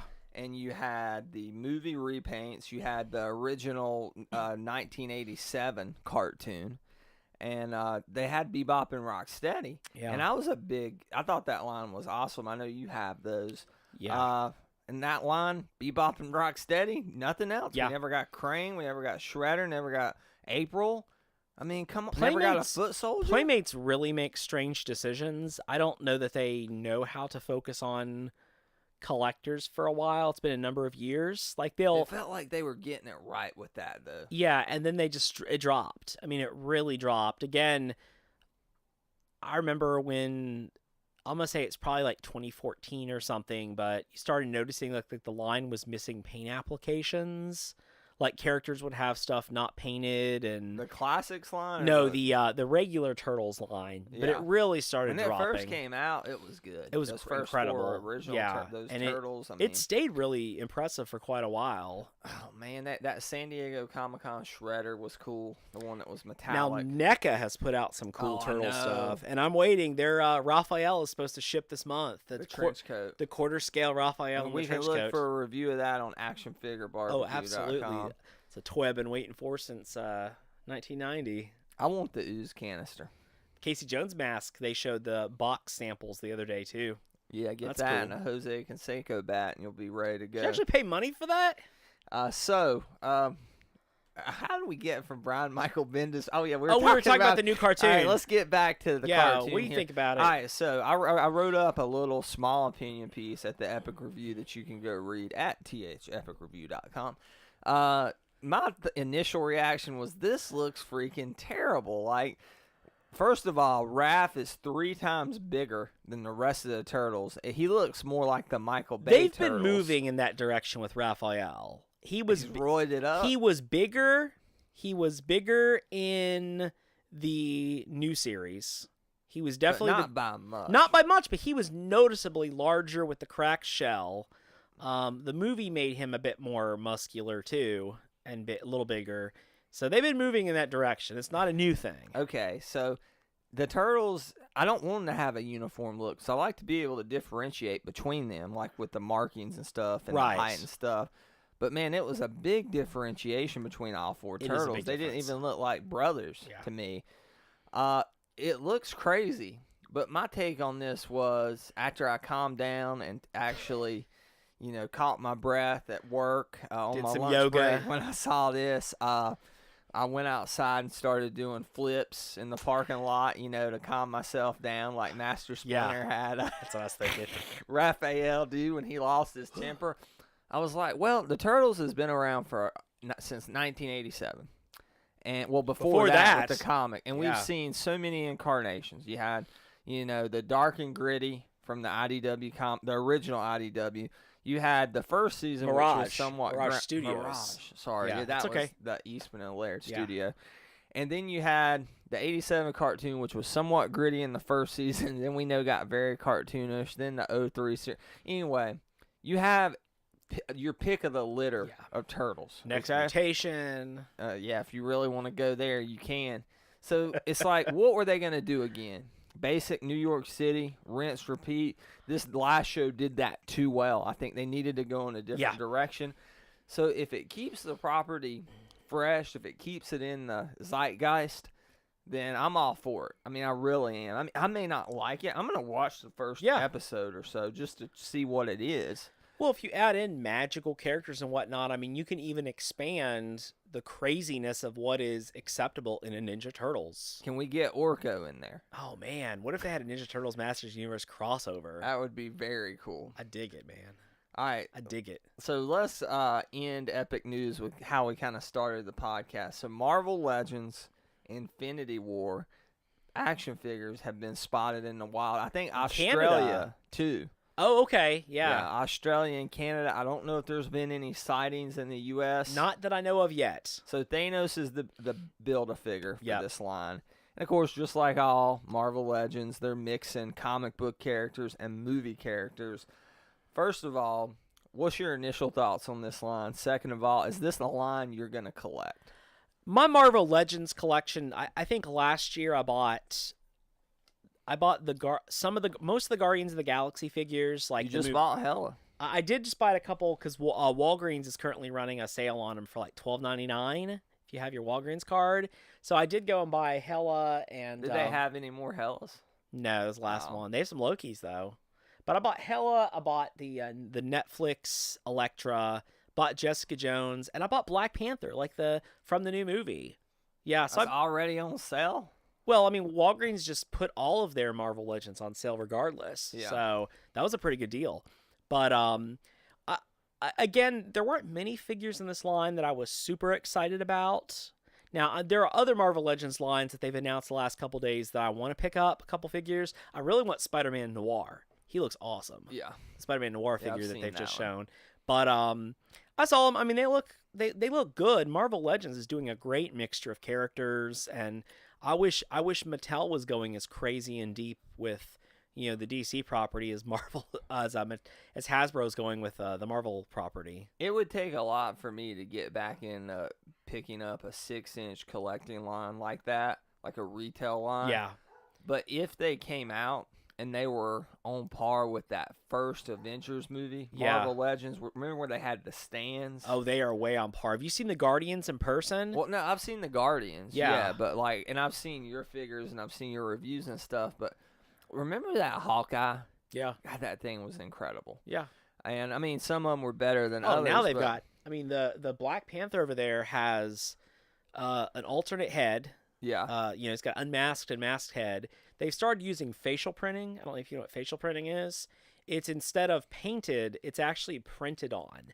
Like SH Figure Arts and a lot of the Yeah. Japanese toy lines use it, and it just has a much nicer, more realistic appearance to it when you're doing, characters based off of a real person.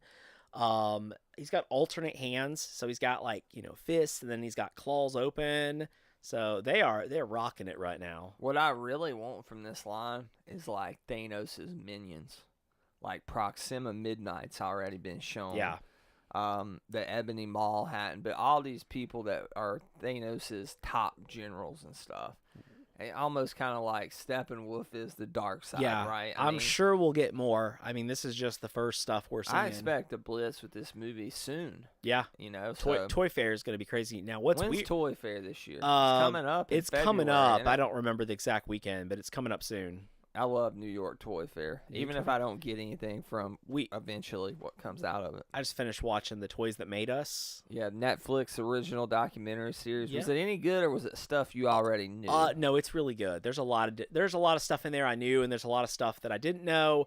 But being able to actually see a lot of the people whose names you've always just heard is really fun, and have them tell stories. But Toy Fair started in 1903. I think, if I remember Wow, correctly. It's been going on that's It's been going on crazy. that long. I figured it would be like 1950s or something. No, my great grandpa Barbecue the First kept up with. No, I'm just Yes, kidding. he's 17. Yeah, so kept that's up- been a yeah. great.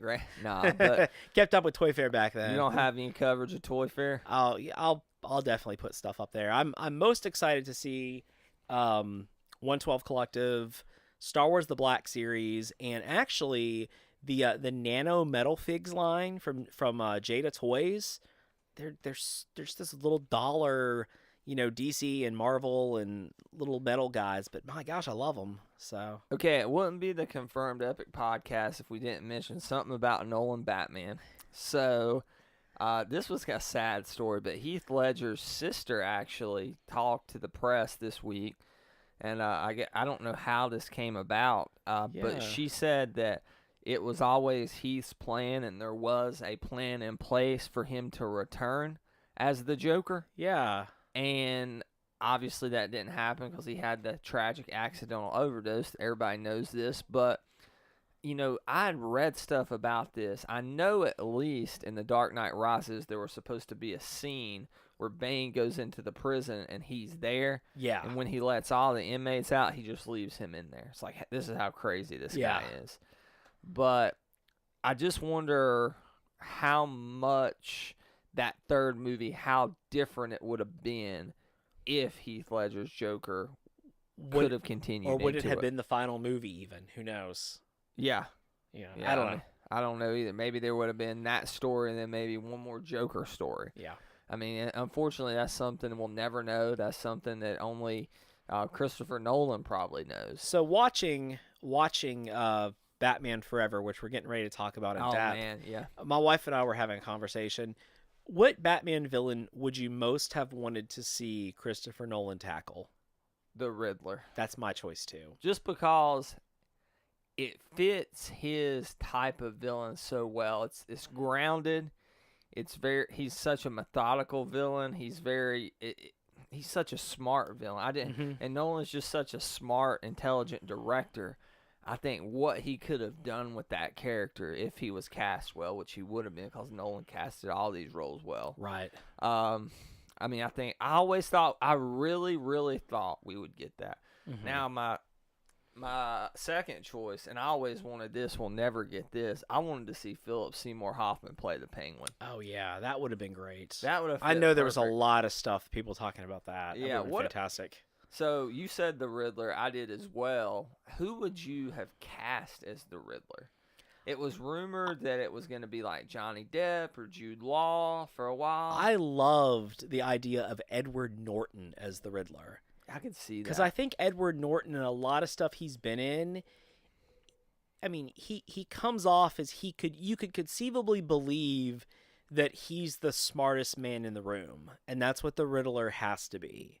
And that's just in a lot of the roles he's been in, I could see him doing that, and I think he has that mixture of menace as well. I mean, considering some of the roles he's been in, there's this mixture of menace that he can bring to a character. And as we move into talking about Batman Forever, I think that's the absolute thing that's missing from Jim Carrey's Riddler is any sense of menace. Yeah. He's not a credible villain. Yeah, we'll talk about this here in a second. We're about to get into that featured review. I don't know who I'd like to see play the Riddler off the top of my head. Joseph Gordon-Levitt, maybe? I don't know if he could choose. Robin Williams would have been awesome, too. He would have been awesome. He would have been a good Joker as well. He would have been an awesome Riddler, though. But, as we transition to Batman Forever here in a second, here's what I'm wondering now. You look at the state of Batman movies as they changed since '89. So you had your Burton 2 movies were huge. Forever was big. It was a success. Forever was massive. Then Batman and Robin things kind of fell off a cliff, right? So let's just discredit that right now. So you got the Keaton, the Kilmer, then we get to the Bell days, right? The Nolan days. And now we're in the Snyder, I guess not Snyder anymore, but the Batfleck days. Right. Now, I don't think we're ever going to get as far as cinematically with Batman as good as the Nolan movies were. But do you think that Batman movies were better off? Would you say this? If you had walked out of the theater seeing Batman Forever, and then you walk out of the theater and you see Batman versus Superman, the theatrical cut, not the director's cut we reviewed. Right. Which one would you have going out of the movie a better feeling about Batman about? Because to me, I think things were better for Batman during the Batman Forever era than they are now. Because it's just a cluster over at DC. Ben Affleck doesn't know if he wants to play the character. They can't figure out their direction tonally. Yeah. Say Say what you want to about a Schumacher. His movies had a tone. You don't have to like the tone. I think Batman and Robin has a tone. I think Batman Forever doesn't. And I'm going to talk about that. All right. So, with that, let's go ahead and get into our featured review of Batman Forever. Riddle me this, riddle me that.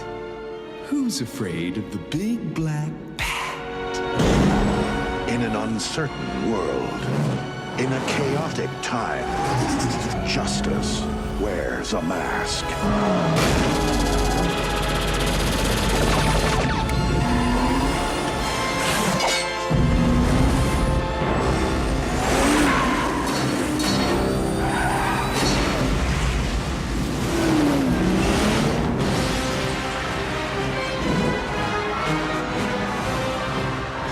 Was good.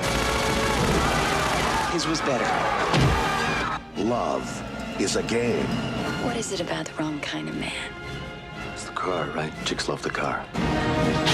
Power is a machine. Now you've devised a way to read men's minds.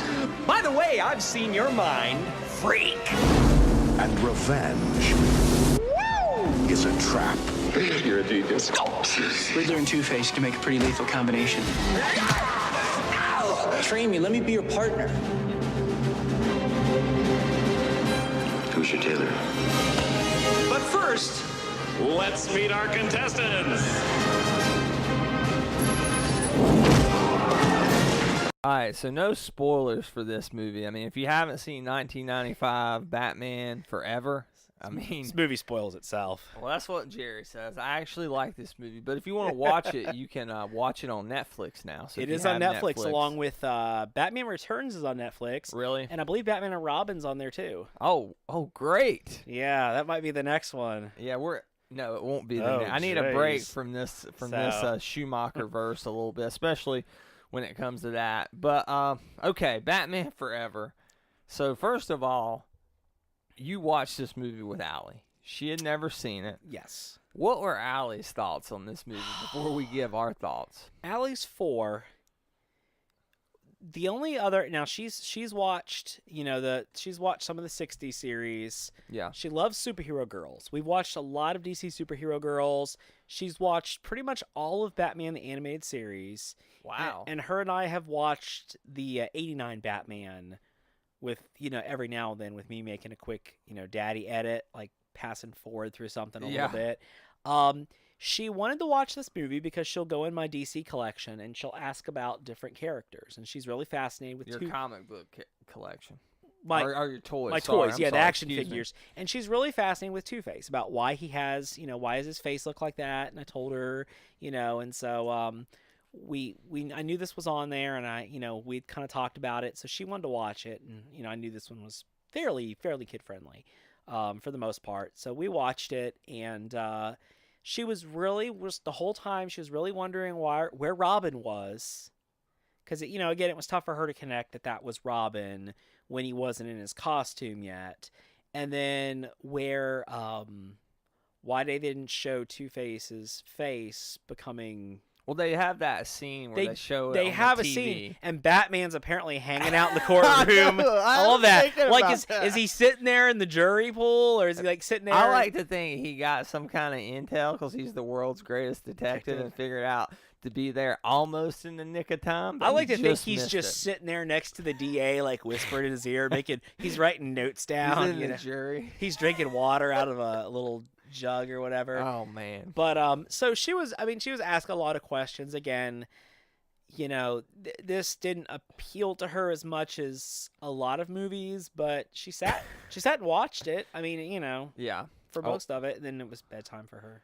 So I'm going to kind of go everywhere with this movie. Oh, We're going to yeah. talk about promotional stuff. We'll talk about Kiss from a Rose. We're going to talk about scenes. We're I gonna talk dressed about like music. Robin for Halloween 1995. So on that note, and I wish I had a picture of it. My mom does. I don't. In 95, I was Two-Face. Dylan was Riddler. My brother was. I wish I had a picture of that too. We have it. I have it at my house. Oh and my I just, gosh. Didn't have. What if we found that Andrew dressed like Batman for Halloween 95? That would be awesome. And we were all the I different was Batman characters. one year. I think I was in like first or second grade. And then Kristen dressed up as Sugar, and Abby dressed up as Spice, and we didn't know it. Yeah, that sounds good. But anyway, yeah, so that had was no a cool idea. costume. I will tell you this. I had a friend, and you know what? I would always get... Was he more than a friend? Was he a partner? Yeah, he just wasn't a kidding. partner. All right, he was just a friend. But he would always get better costumes than me. Like, we'd get the Walmart, like, the pre-made, and, like, his mom would, like, make his costumes, like, cosplay. So he was the Riddler. And I'm talking, he had the cane, which he bought at, like, Halloween Express I remember or you something. could buy the canes, yeah. And true story, I was at a sleepover one time. I pissed somebody off, and somebody broke a Riddler cane over my back. Oh my gosh. It was plastic, but still, it hurt like hell. It's I probably more remember that. menacing than anything the Riddler does in this film. Yeah, this guy. It was that friend's brother who did that. We were at a sleepover, and anyway, but his Riddler costume was legit, man. Like, he had the coat. His mom put like eye black like around his eye. Yeah. So when he had the mask on, dude, it looked legit. It was. He didn't dye his hair red, so he wasn't a redhead. I remember with the Robin costume, it was like a one piece. Again, it was Did like it come with a stick? I remember having a stick that I used. But he never uses a stick in this movie, does he? He does not, but for some reason I always had Robin with a bow staff. I think the action figure came with the stick. I think the bow staff. I think the toy the video game. Oh yeah. Didn't he use a staff or something too in the That game? video game. For some reason, I always thought Robin used a staff. I mean, he does in other depictions, but I was convinced I had to have a staff, so I had a staff. But I remember the suit was soft, but it had a hard plastic chest piece that like went over, and you couldn't see it attached behind the cape. So you did have like a molded chest armor, which was pretty cool. Speaking of suits, I will say before we talk about the movie, really, that this bat suit he has at the end, The sonar suit, is my all-time favorite Batman suit. I will tell you this: if Hot Toys said now, deluxe edition pre-order, This, I would order that. The sonar suit. And I've sold my Hot Toys. I don't collect. I love that. It is suit. a great looking suit. It is Especially really when good. he's in the final scene and you have the question marks all around him, like the lights and stuff. Yeah.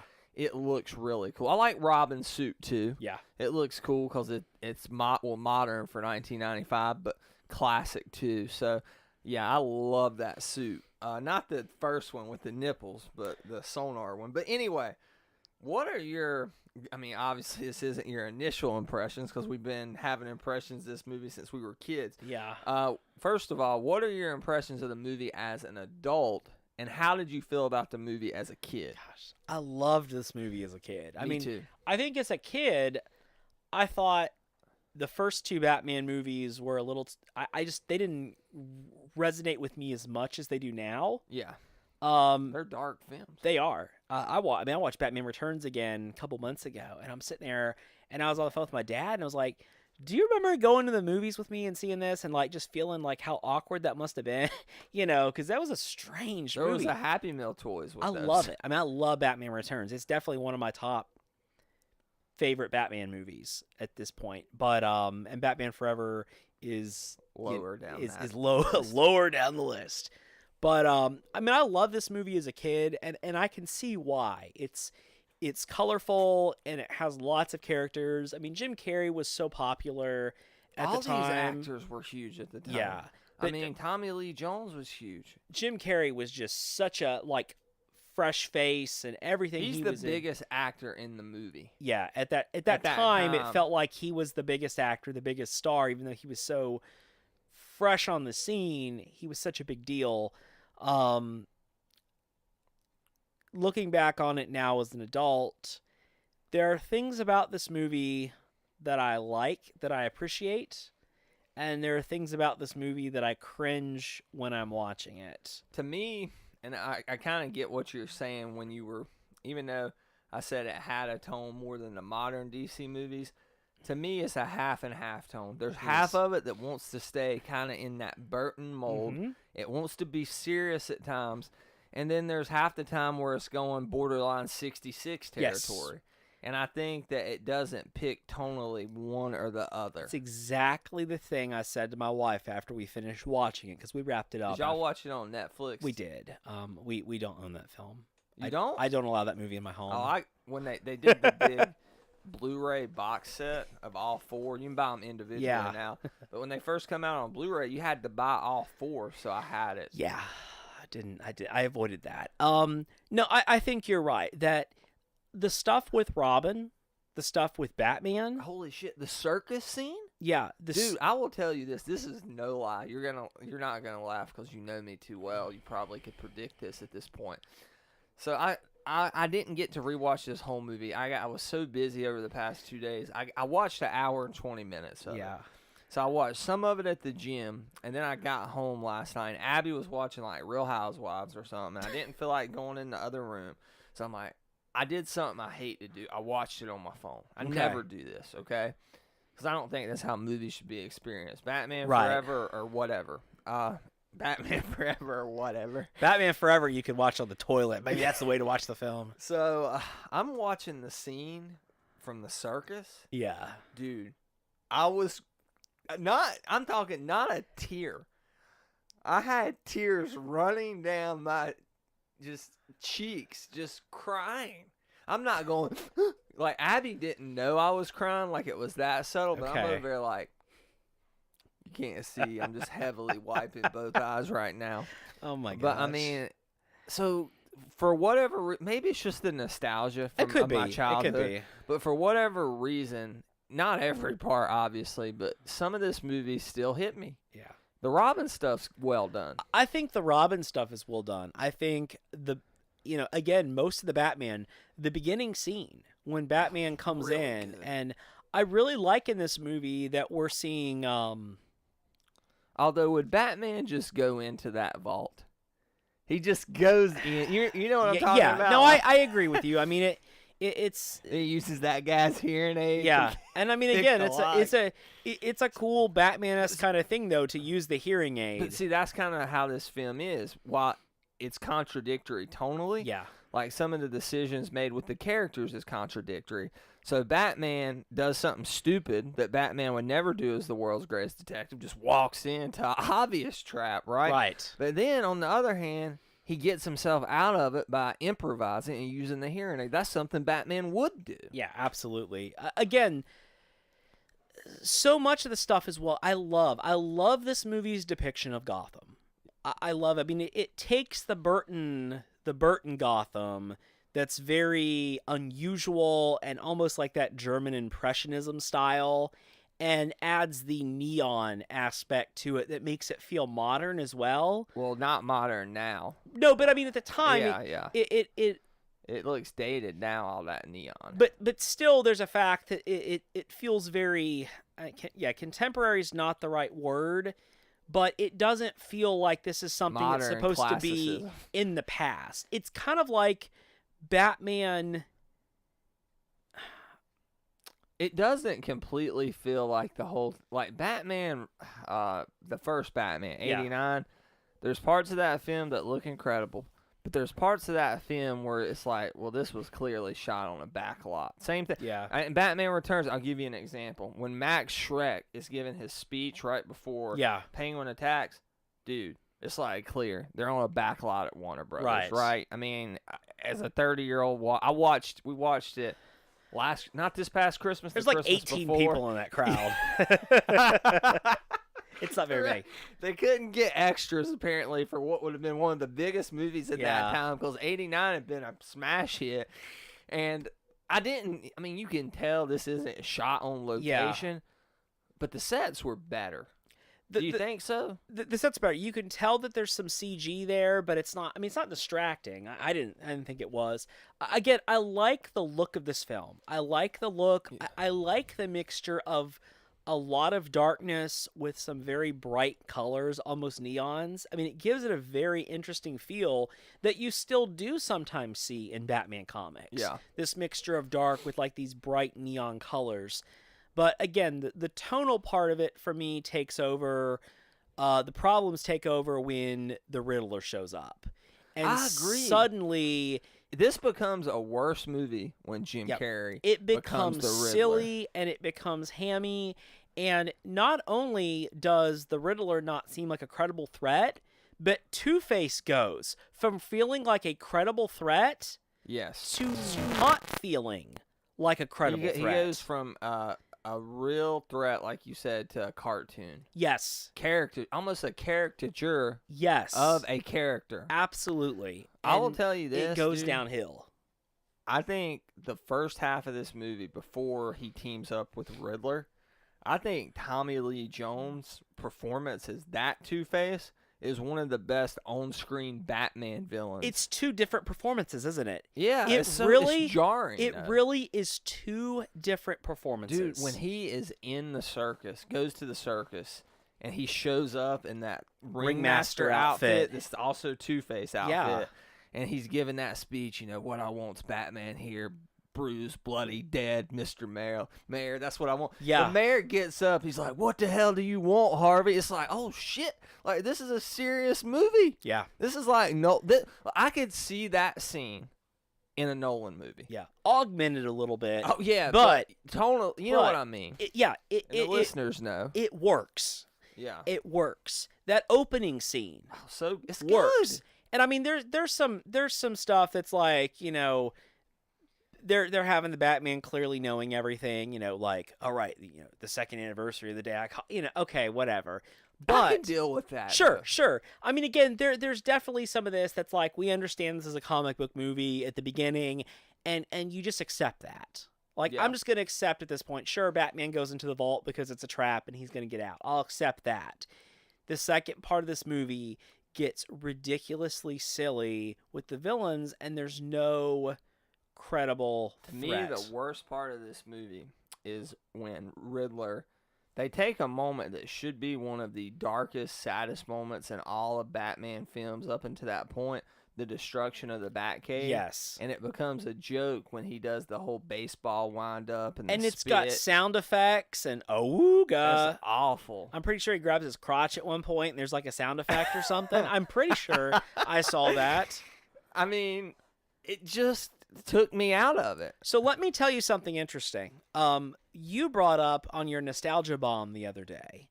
Check that out, the Epic Yeah, review. where you talked about some of the things that we remember from this movie, the cups at McDonald's, the sandwich that I had. almost ordered those, by the way. Okay. All right, so I put in an offer on eBay. I have a Riddler cup at my parents' house. Really? Still, I need to I don't get know. it. I had most of them. They're gone now, I guess. I still have all my Burger King Disney cups though. Okay. So the guy had them for 30. I offered 17. Then I got up to 21, and he wanted 27 Yeah. for the set. And Abby texted me this morning, Brad, we don't need these Batman cups with a baby on the way. We need to be buying bottles, not Batman cups. I'm like, well, he didn't accept the offer anyway. But go ahead. Use a straw. Back to the No. nostalgia. So bomb. you held up a picture of the Batman comic, the Batman Forever adaptation, which I have right here. Is that the only one you have of the Batman films, or do you have the ones for Batman and Batman This is Returns? actually the only one I have, I believe. This one has, Dennis O'Neil. Denny O'Neil is the writer. Who is a legendary Batman writer. Exactly. And you know what? Going through this and reading this, You read it? not all of it, but I mean, I read this as a kid nonstop. Okay. I have read this Yeah, one you as a can kid tell. over and over and over. But since last night when you posted that, I pulled this out and started looking through it. This reads really well. This is a decent Batman story. When he attacks the Batcave, I'm looking at that right Yeah. now. There's the new Batsuit. Yeah, that I love. this is a decent Batman story in comic form. I think the issue is He's like, there's a creepy scene where he's injecting Dr. Yeah. Chase Marie. That doesn't happen in the movie, does it? there's some stuff in here that doesn't quite happen in the The hell? movie, but I think there's a good Batman story here, and you can see that the tone is what causes the problem. As a kid, I would have told you asked me my favorite part of this movie, I probably would have said Jim Carrey is the Riddler. Now as an adult, what is my least favorite part of this movie? Jim Carrey is the Riddler. He feels like he's in a different movie. He does. He And- feels like he needs to be in Batman and Robin. Yeah. Or I really watched this and I'm like, this is not the Riddler. This is Jim Dude, Carrey being Jim Carrey. Frank Gorshin is a darker Riddler Yeah. than this 1995 version of the Riddler. Yeah. And I love Frank Gorshin's Riddler, but that's intentionally, you know, Well, cheese. But that show, see, now that show works because Well, the tone's the same. the tone is the same. That while Batman plays it, while people play things seriously, there's that camp there. Yeah. That makes it work. And the beginning of this movie nails it. You know, Yeah. again, when Batman can spout off, oh, Two-Face is attacking the second Gotham Bank on the second, Second it makes anniversary. sense. Like, Yeah. okay, well, that works because it's campy, but they're playing it seriously. I can dig it. When Yeah. it gets so silly and ridiculous, As soon as he I'm out. shows up As to soon Two-Face's as lair, it goes out it the goes window. off a cliff. It goes out the window. I will say, It let's goes talk out about, the window like Edward Nygma's boss. Let's talk about Val Kilmer. Val Kilmer's Batman. Okay. Yeah.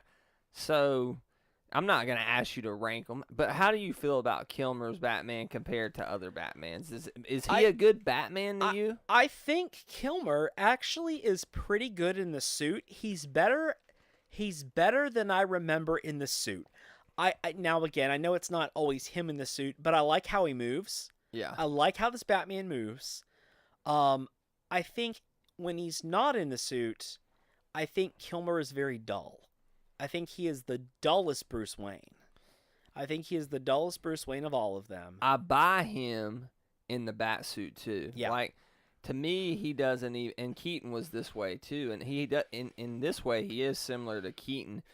He doesn't have to change himself too much Right. to be intimidating as Batman. Yeah. Kilmer's intimidating when he wants to be. Yeah. Not now, but at that time. I feel Val Kilmer's had some bad health problems, had Yeah. throat cancer and stuff. He's lost a lot of weight. Just it's sad to see. Yeah. I mean, he's recovering, but Yeah. and Keaton was the same way. You know, like he's intimidating in that suit. Yeah. But continue your point.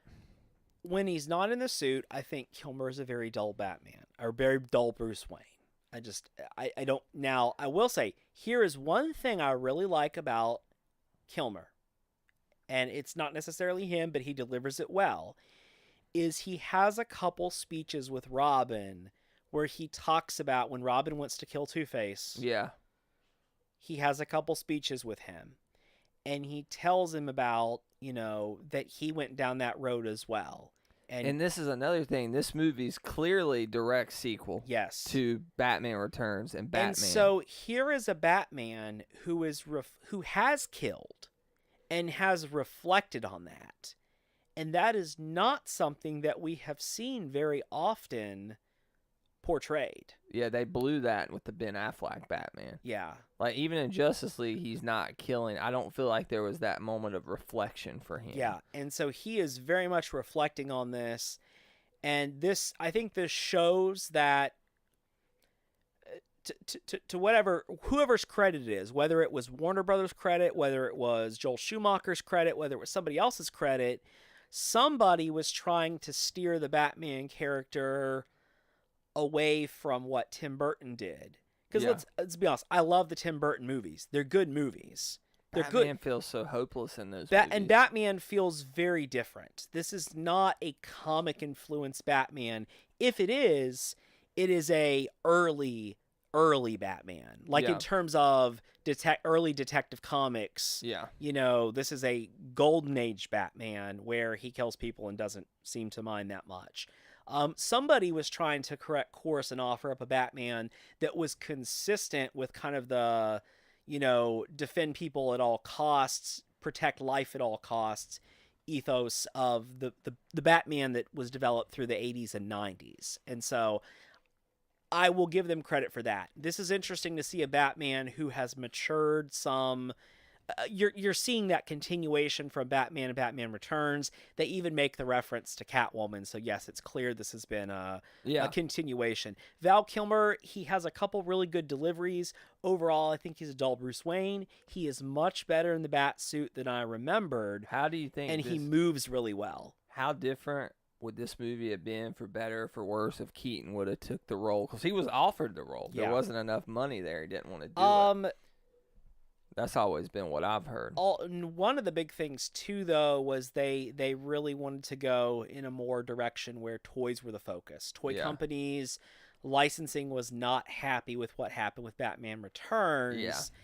That they didn't feel that it was very toyish. I mean, and Joel Schumacher has come out and said a lot of the movie was made for the toy companies, so to speak. I mean, and I had a lot of those toys. My parents bought them. I had quite a few of those toys. I had the Batman Forever Batmobile. I remember that. It had like a thing that shot out of the front, like a spring launch. Yeah. It lit up too. It was really slick. It was a cool little Batmobile. It's a nice Batmobile. It really is a nice Batmobile. It's not my favorite Batmobile, but it's not like. I like this one a lot better than I do the open one in Batman and Robin. I don't like that Batmobile. Yeah, we have a Christmas tree ornament of this Batmobile. Oh, really? From Hallmark. That that came out recently. Yeah, I bought the '66 Batmobile Hallmark ornament. So let's go through a couple of these performances. We obviously have hit Riddler. We've hit Val Kilmer. I want to go back to Two-Face just real quick. I think Tommy Lee Jones' portrayal is really good. Mm-hmm. And I think if this would have stayed a Two-Face-centric movie, like if it was a one-villain movie, the way the Joker was the main villain in the first one, I think it would have been a really, really great movie. Yeah, it could have been better. Instead of the camp fest. Now, don't you wish, though, that Billy D. Williams would have got a chance to to be Two-Face here? He was offered the role of he was offered the role of Harvey Dent for the Tim Burton films. He's not in Returns, though, is he? No, but with the expectation that he would get to play Two-Face. Yeah. I really would have liked to have seen Billy D. Williams in this role. But, man, Tommy Lee Jones was perfect. But he does a great job at the beginning. Yeah. Tommy Lee Jones is one of the best actors alive today. And I'll say that. I mean, like, you look at No Country for Old Men. That's what I was thinking. That's what I was thinking when I was watching this movie near the end, and I'm sitting there like, this is the same guy from No Country for Old Men. And once Two-Face has just descended into this crazy hammy, And then I've read, this came out recently, that Jim Carrey's Riddler, Jim Carrey drove Tommy Lee Jones insane I on the feel set. I feel that I have heard that before, and that seems likely. They don't like each other. Yeah, I have let's heard just say that too. Now, and I was also thinking about this. Imagine if Jim Carrey a few years later had taken this role. It would have been different. Once he started being able to do, like, I'm thinking like post Cable Guy, Jim Carrey started having more roles where Number 23, Eternal Sunshine of the Spotless Mind. oh my gosh, the really good one, Truman Show. Yeah, Charles. Yeah, where you started seeing, oh my gosh, this guy can really act as well. Yeah, Like, he became a good actor. He had films where he showed menace in them. Yeah. And I was thinking, like, man, now, if this had been a few years later, maybe this would have been a really good performance. What'd you think about Chris O'Donnell's Robin? I always enjoyed him as I Robin. still like him as Robin. Yeah. The only weird thing I think in this movie is how old is he supposed to be? Because He looks like he's 30 years old. he totally looks like he totally looks like he's at least in his mid 20s, but they totally make references to Child Protective Services or social services, and I'm like, he's a grown man. yeah, exactly. Like, you know what is, you know, like, again, Gotham, like, considered a child until 25 years yeah. old. So, I mean, again, I can understand that, you know, sometimes you have to suspend belief in films and stuff. And The one thing that all these Batman movies have in common is Alfred's great. Is it Yeah. Michael Gough? Michael Gough, yeah. He's Yeah, Gough or incredible. something. The speech he gives Robin, Yeah. about, you know, Robin will fly again, and I mean, maybe somewhat cheesy, whatever, but he's such a good. He's a good Alfred. He's a great Alfred. He you know, again, he doesn't. That Alfred doesn't capture some of the more tactical elements of. He does do the whole mixtape thing with him in Returns, though. Yeah, Remember, he works. He with does him do on that. I'm thinking in terms of like where they show that Alfred has like all this combat experience and whatnot. But I think he is still a great Alfred. He is one of the best Alfreds. And he's kind of like my Alfred just because that's what I grew up with. Yeah. Even though I love Michael Caine. Compare, who's a better Two-Face, do you think? Aaron Eckhart or Tommy Lee Jones? I think it's Tommy Lee Jones. And I like Eckhart's role. I still like Aaron Eckhart. Really? Yeah, I mean, Two-Face, Tommy Lee Jones does a great job at the beginning. Well, but, he had an arc in that movie. Yeah. You know? But I think Aaron Eckhart nails both of those. I think he nails the tortured side of Harvey Dent. You actually see him be the good guy for a long time. Did you see Two-Face's Yin Yang logo? Yes. That was on so the parachute. 90s. That was so 90s. And on the side of the helicopter. Everybody had a yin yang sign around their neck. And apparently the Statue of Liberty is in Gotham City. Lady Gotham. Lady Okay, Gotham, Lady they call Gotham. it. Yeah. Well, that's what my daughter, she said, that's the Statue of Liberty. And I said, no, that's Lady Gotham. Now she's going to be asked that in school, and it's going to be like, that's Lady That's Gotham. Lady Gotham. It's not, no, my daddy told me that was Lady Gotham. It's not the Statue Yeah. of Liberty. He'll prove it. He has a movie. Nicole Kidman in this movie, I felt like she was a good actress in a bad movie. Yeah. Like, I think I buy her as Dr. Chase Meridian. Like, she doesn't, I could never see this woman being this doctor. This is out. No, she's very good in the role. There's something about the way she interacts with Batman that clearly shows she's just a little unhinged, which I like. Yeah. Like, she's not... She matches his persona. Yeah, there's something there that's very fascinating that you're like, what is really going on with her? Out of all the love interests in the first 4 movies, it was like a supermodel in the 4th one. I forgot her name. God, what was her name? I don't know, but she was Julie Madison, who was Bruce Wayne's girlfriend, on again, off again, fiance in the Batman and Robin. Yeah, but in the very early Batman comics. Again, that was a... But she was throwback. like... Didn't have a big role in I don't that even movie. remember. I remember her showing up at a party, and she was on one of the Taco Bell Pogs or whatever that they had. I forgot about or the little those. pull-offs or something. Maybe if we ever do a nostalgia bomb for Batman and Robin, we'll have to talk about those. Oh my gosh, I have some Batman. I have a Batman Forever Slammer in the other room from Pogs that's shaped like a Batarang, but it has the question mark logo on it. I love that logo. It's a good logo. The teaser poster for this movie is phenomenal. Yeah. I absolutely love it. And the Batman Returns teaser poster is cool too. It's the bat symbol with the snow on it. Yeah. I forgot who designed it, but it wasn't Struzan, but it was one of the other big poster artists at the time. And then Can't remember the guy's They name. had the bat, the cat, the penguin. That was a cool. Yeah, that was a cool poster, and that was the VHS cover too on that. But enough about Batman Returns. We're talking about Batman forever. Even if this podcast goes on forever, we have to make our points. Going here, on long. The movie's ending, it somewhat comes off the rails, but the final act's at least entertaining. It's very entertaining. Okay, one of my all-time favorite Batman moments, and you can laugh at me if you want to. Yeah. Is when first of all, I hate this Commissioner Gordon. What's his name? Pat Hingle? Yeah, he's terrible. Like he just is a buffoon. Like they really diminish that character. He does not do a lot in these. It's films. It's not the actor's fault. It's what they gave him. He didn't get anything to do. Doesn't get a chance to do much of anything. Anyway, but even in the Burton movies, yeah, he does. He's like gambling at the at Bruce Wayne's house. But anyway, when he is about to give up hope and Gotham's about to give up hope, he's like, turn off the signal. He's not coming. And then all of a sudden that music hits, the Forever score. And somehow he saw him in that jet give that thumbs up. Oh, my gosh. Batman giving the thumbs up is just so funny. Dude, I love that That would scene. be an incredible gift just to have when somebody posts a good comment. Yeah. Batman going, thumbs up. Yeah, I know, for real. Super And he serious. just flies through the bat symbol.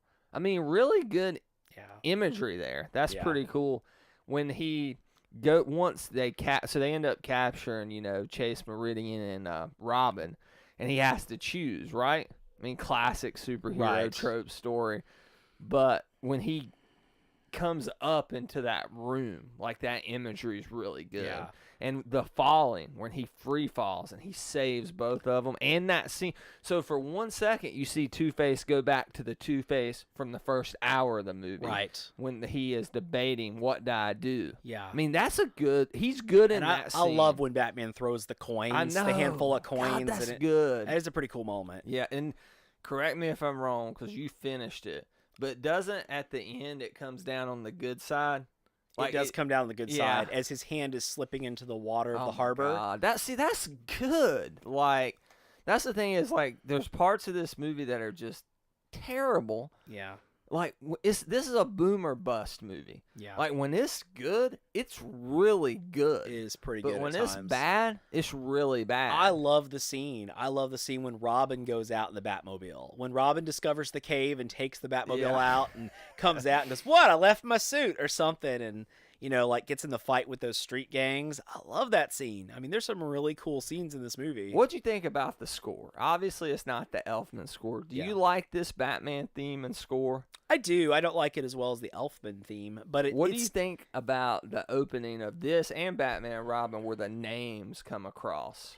It's like Schwarzenegger, Carey. That's Schwarzenegger. I'm talking about. They do it in Batman and Robin too. But in this one, it's like Kidman, O'Donnell, Kilmer.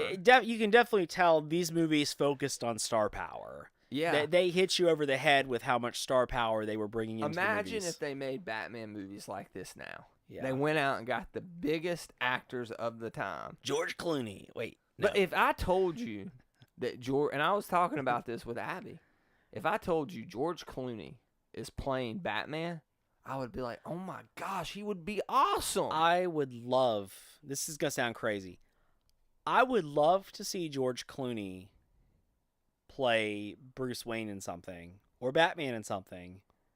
Bruce Wayne more. I think he could nail it now. He was a good Bruce Wayne. I think he could nail it now. He got stuck with a terrible script and terrible direction. I mean, that's the problem. He is not the problem himself. No. He's not the problem himself. Different discussion for a different podcast. Here. Let's go into some of this nostalgia bomb stuff. Nostalgia bomb. Did you have the cassette tape or the CD? Nostalgia bomb. No, I did not. But you remember the music video? I don't. Really? I did not listen to a lot of popular music as a kid. Yeah. That song was huge. The song I'm most familiar with at this point, honestly, is U2. And Method Man's on the album too. I looked that up. I couldn't. I'm not sure I could. The only two I even know is "Kiss from a Rose" and "Because People Play It." But I think I've seen the music video, But the only one I know because of listening to music was the U2 song. Jerry. Hold Me, Thrill Me, Kiss Me, Kill Me. I was obsessed with this movie. I've seen it. I saw it like 2 times in a regular theater and like 3 times in a dollar theater when I was a kid. Oh my gosh. I wanted everything in this movie. I had all the toys. I had, the video game and all that. Like, there was a magazine I had of the movie that I got at, like, Food Line. I probably had that. It had, like, a fold-out poster or something in it. Yeah. Yeah, so, like, I think it was a Batman in a new suit or something. I had Pogs. So, but I wanted everything I could get my hands on. So, my mom took me to Sound Shop at the mall. Oh, my gosh. Did y'all have Sound Shops? We had, like, Suncoast Video and stuff that were pretty similar that sold like the applause items and things like that. Yeah. So Sound Shop was in the Cleveland Mall. It was where the Christian bookstore is now. Yeah. And I got that's been gone for a while. Oh, is it? Yeah, okay. a few years. Well, whatever. That shows you how recently I've been in Cleveland Mall. But not only so I got that cassette tape. Yeah. And for some reason my grandparents ended up having to go somewhere, and my great aunt lived right above them, so she had to watch me, and I had like my little Walkman, and she's like, "What are you listening to?" And she's like, "Yeah, I heard this is the devil, this guy with the pointy-eared horns," and I put that in the nostalgia box. Batman? Yeah, and I was like, "Whatever, it's Batman," like I wasn't that gullible even at that time. So that's one thing I remember. Did you had a Riddler cup? I had the Riddler cup, yeah. I had Riddler. I had Two-Face because the handle was the coin. Like, that's flipping. cool. That was really cool. And they were smaller, but the Batman and Robin ones were bigger. Yeah. So that was cool. Did you have this video game? I rented the Super Nintendo one at one point. Yeah, I had it on Sega. This game's hard as hell. It is tough, and there are controls that it doesn't tell you what to do. Yeah. If you've ever watched The Angry Video Game Nerd, go back and play it. I mean, there are things that the manual of the game doesn't explain how to, like, go up and down to another level or anything. You have to figure. It's like it's ridiculous. B and left or something. And when I was in 3rd grade, or 4th grade, when this movie came out, like, I got this game. I got my Sega, and I got this game, I think, with my Sega. Okay. Sega Genesis, and that, boy, it drove me crazy. Yeah. Even back then. Did you ever eat? It was called the Superhero Burger. I did. You did. The one from McDonald's. It had 3 patties and yeah, and it had some kind of like special sauce on it or something. Yeah. And like yeah, I remember eating at least. It one was or two like of on them. a sub bun. Yeah, it was like a almost. 6-inch, like a And 6-inch it had sandwich. 3 burgers. Like, Yeah. God, that must have been. I ate it as a kid too. And it's like, no wonder I was a fat kid. Like, this thing had to be like 2,000 I calories. didn't weigh anything. I was pretty skinny as a kid. Yeah, so. yeah. But But I was a fat I ate kid. those things too. So That's just hard. I don't know. That's like, God, I can't believe they had a 3-patty burger. Why 3 patties? Because it was the 3rd Batman movie? I don't remember why. I'm sure we have to look for the commercial because I'm sure the commercial explains why. I put the commercial for it on the Nostalgia I read the Bomb. Nostalgia Bomb. I didn't play the commercial. Yeah. So I mean, I had a lot of the action figures from it. I remember, they released the Batman figures, and then they started releasing the other characters maybe a couple weeks later. It felt like. Yeah. So when I first was out and found them, I remember getting a Batman, and then it took a little while before I found, Two-Face and Riddler and Dick Grayson. Yeah. And then Robin was even a little later release. Well, Two-Face came with the coin. That's Two-Face what came I with wrote the on coin. Nostalgia Bomb. I kept that coin. I still have it. I have a couple of the figures in the other room. Yeah. I've one of They the weren't bad figures. They weren't. I mean, it was Kenner, wasn't it? It was Kenner, yeah. Yeah. So they were comparable. I do remember looking for the Riddler. I wanted the Jim Carrey Riddler, and I remember He had like a backpack, like catapult Yep, thing. that had like the brain scan device that was supposed to like go over the figure's head. Yeah. But I remember, telling my parents I was looking for the Riddler, and my dad managed Kmart stores at the time, and so he had like walked down the aisle and he said, "Hey, they got Riddler here," and I was like, "Oh!" I was excited. And so then he brought it home, and it was the Legends of Batman Riddler. Those were cool, though. Those were I had Bane. Those were much cooler figures back then. But no, you're thinking Legends of the Dark Knight, because Okay. Legends of Batman never did Okay, but I had a Bane that freaked me out, dude. Yeah, he as was a like, kid. they were massive. They were big figures. And they were dark. Like, But- they look like this is like Tim Burton on steroids. Yeah, Legends of Batman were smaller, but they're the ones that had like, Robot Batman and Samurai Batman, and it's supposed to be like Batman during different periods in time. Pirate Batman. It sounds weird, but it was actually pretty Yeah, cool. it sounds like that Grant Morrison comic. Yeah. Okay, so when I reviewed those figures a couple years ago, because I bought a bunch at HeroCon, Yeah. I did talk about how it kind of reminded me of. I wonder if Grant Morrison took any inspiration from that. But this Riddler looks a lot like Frank Gorshin. You'd really like it. It's very Yeah. classic looking. So I don't have really much anything else to say about Batman Forever. Is there anything you wanted to say before we wrap this review up? It's just interesting how sometimes there's things that as a kid I would have thought, oh, this is like the best Batman movie, and now I don't know that the mood would ever strike me to watch this movie unless, again, I was thinking like, oh, this would be fun to podcast on. Yeah. And as a And it has been. as a fan of all things Batman, I mean, again, going back and taking another look at it and, being genuinely curious about, like, how did the movie portray Batman and various characters and whatnot. But it's interesting how some things as a kid just don't hold up well. And some things still feel like they hold up really well. And, I mean, sometimes there's no... Like the first Ninja Turtles movie. Yeah, there's no telling sometimes how some things hold up well due to nostalgia, as terrible as it may, objectively And terrible. that's this for me. Yeah, I mean, for me, what's interesting is I have nostalgia for the release of this movie. Yeah. Watching the movie, I don't have that much nostalgia where I really want to watch it again. Whereas, like, the 1987 Masters of the Universe movie, objectively, the movie has a lot of Which problems. we reviewed on this podcast. We did. I wasn't on it, but it was for Masters but of the I- Universe Day. But I still really like the movie, and I'll pretty much would always be game to watch it. To me, though, like what they were trying to do in this movie is what I think Batman or DC and Warner Brothers really need to try to do with Batman again. And what I mean I'm by shaking that, right okay, now. I'm is like, they no. need to make it like it needs to be somewhat dark, Mm-hmm. but there also needs to be a tad of levity in there. I'm not Yeah. talking like nonstop jokes like Jim Carrey. Right. There needs to be some levity in there. There needs to be darkness and seriousness. I know this is kind of contradictory, Yeah. but there needs to be some outlandishness to You Batman. need We the- haven't seen that yet. You need the proper juxtaposition. And I thought of those two things together. And I thought Justice League went in a good direction.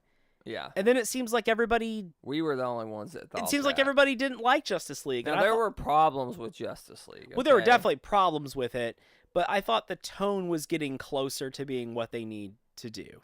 Yeah. What would you rate Batman Forever on the confirmed Epic rating scale? I would give it an 8.5. I'd give it a good and a half. I'm gonna give it a good and a half. And a lot of that's pure nostalgia. Let's be Mhm. honest, but I enjoy watching this. I watch it every couple years. I know you wouldn't watch it really for Yeah. no other reason than your daughter wanting to watch it or podcasting on it. Yeah. but this is one I revisit. Where it's like Batman and Robin, I do not revisit.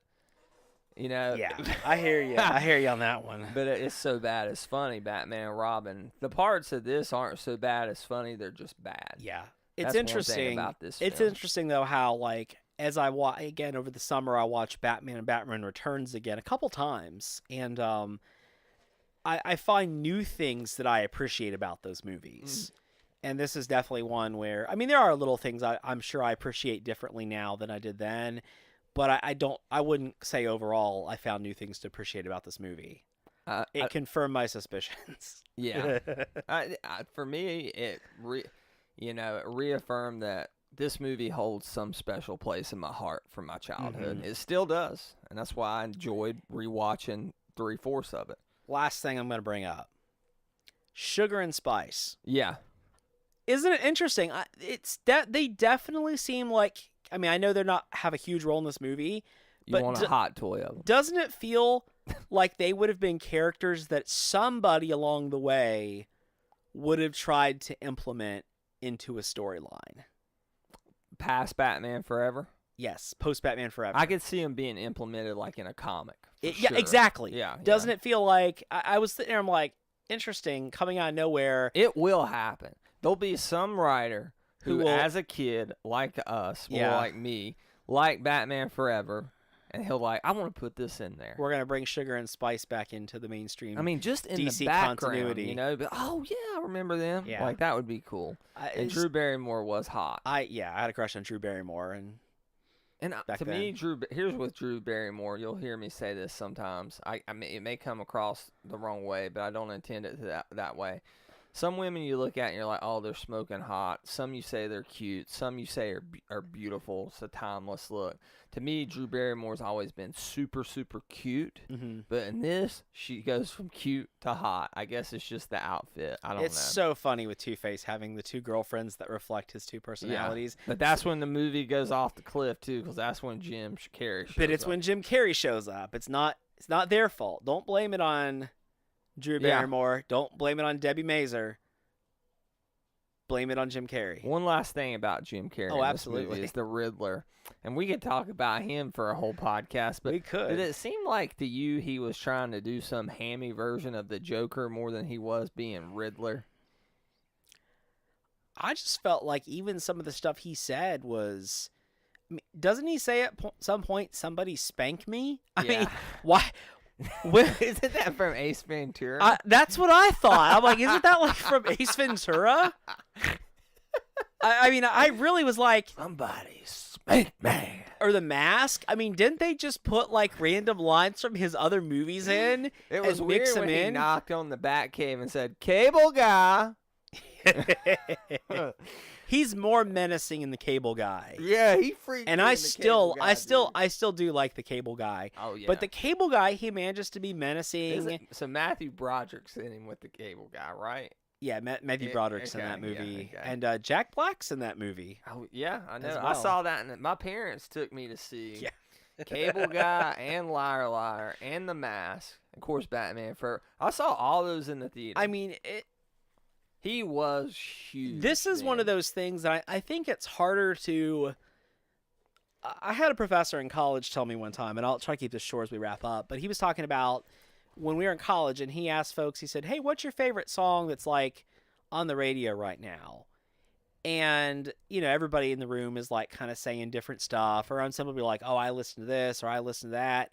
And he was like, let me tell you, when I was a teenager, most people would have said the same thing because culture was so, you know, you had TV shows on a couple channels, you had the same radio stations, you had the same movies. That was pretty much it.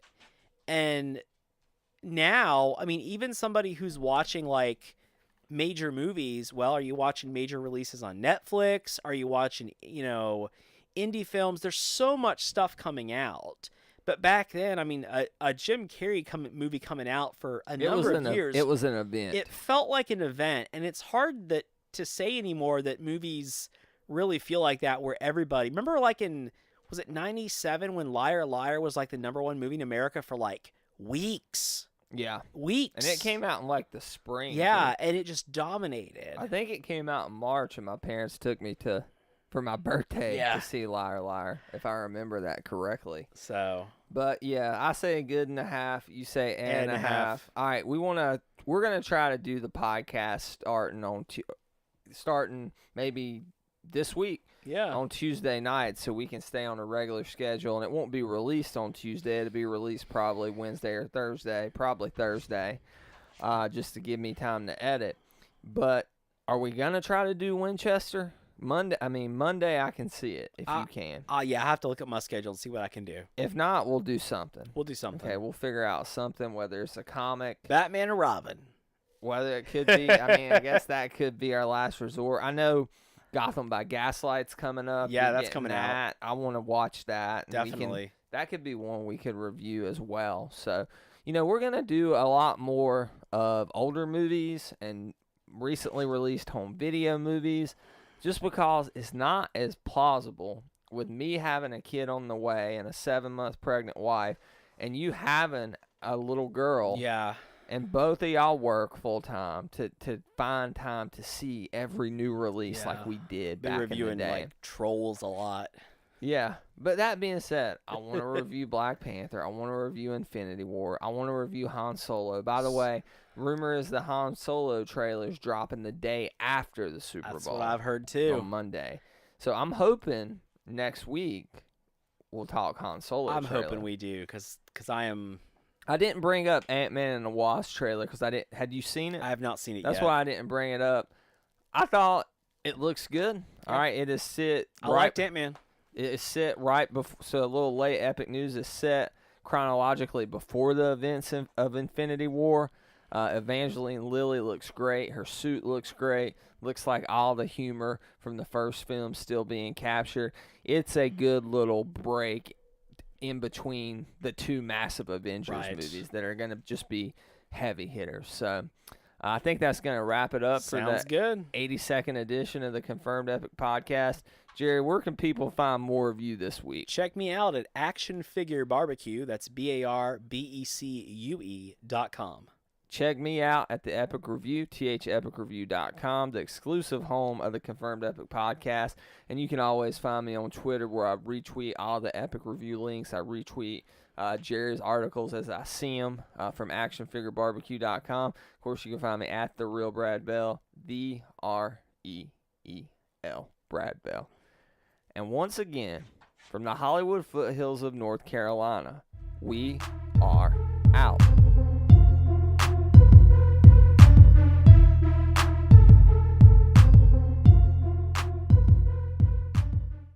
Go ahead. A B C D E F G H I K K L M N P Q R S T U V W X Y and Z. Now I know my ABC. Next time we'll keep singing. Count 1 through 40. Can you do it again? 1, 2, 3, 4, 5, 6, 7, 8, 9, 10, 11, 12, 14, 14, 15, 16, 17, 18, 19, 20, 21, 22, 23, 24, 25, 26, 27, 28, 29, 40. Oh, you missed 30s. 30. 41. No, 30. 31. 41. 42, 43, Oh. 44, 45, Oh, 46, I got you. 47, Yeah. 48, 49, 40. Oh, you did it. Give me a 5. Good job. What? Tell the people on the microphone what's your favorite TV show. Daniel Trigo. Daniel Tiger's your favorite? I thought it was DC Superhero Girls. It is too. All right. Tell the microphone and the people listening who your favorite character is on DC Superhero Girls. Wonder Woman. Why? That's my favorite too, but why is she your favorite? Yeah, she is cool. You want to say bye? Say bye, people. Bye. All right. She's out.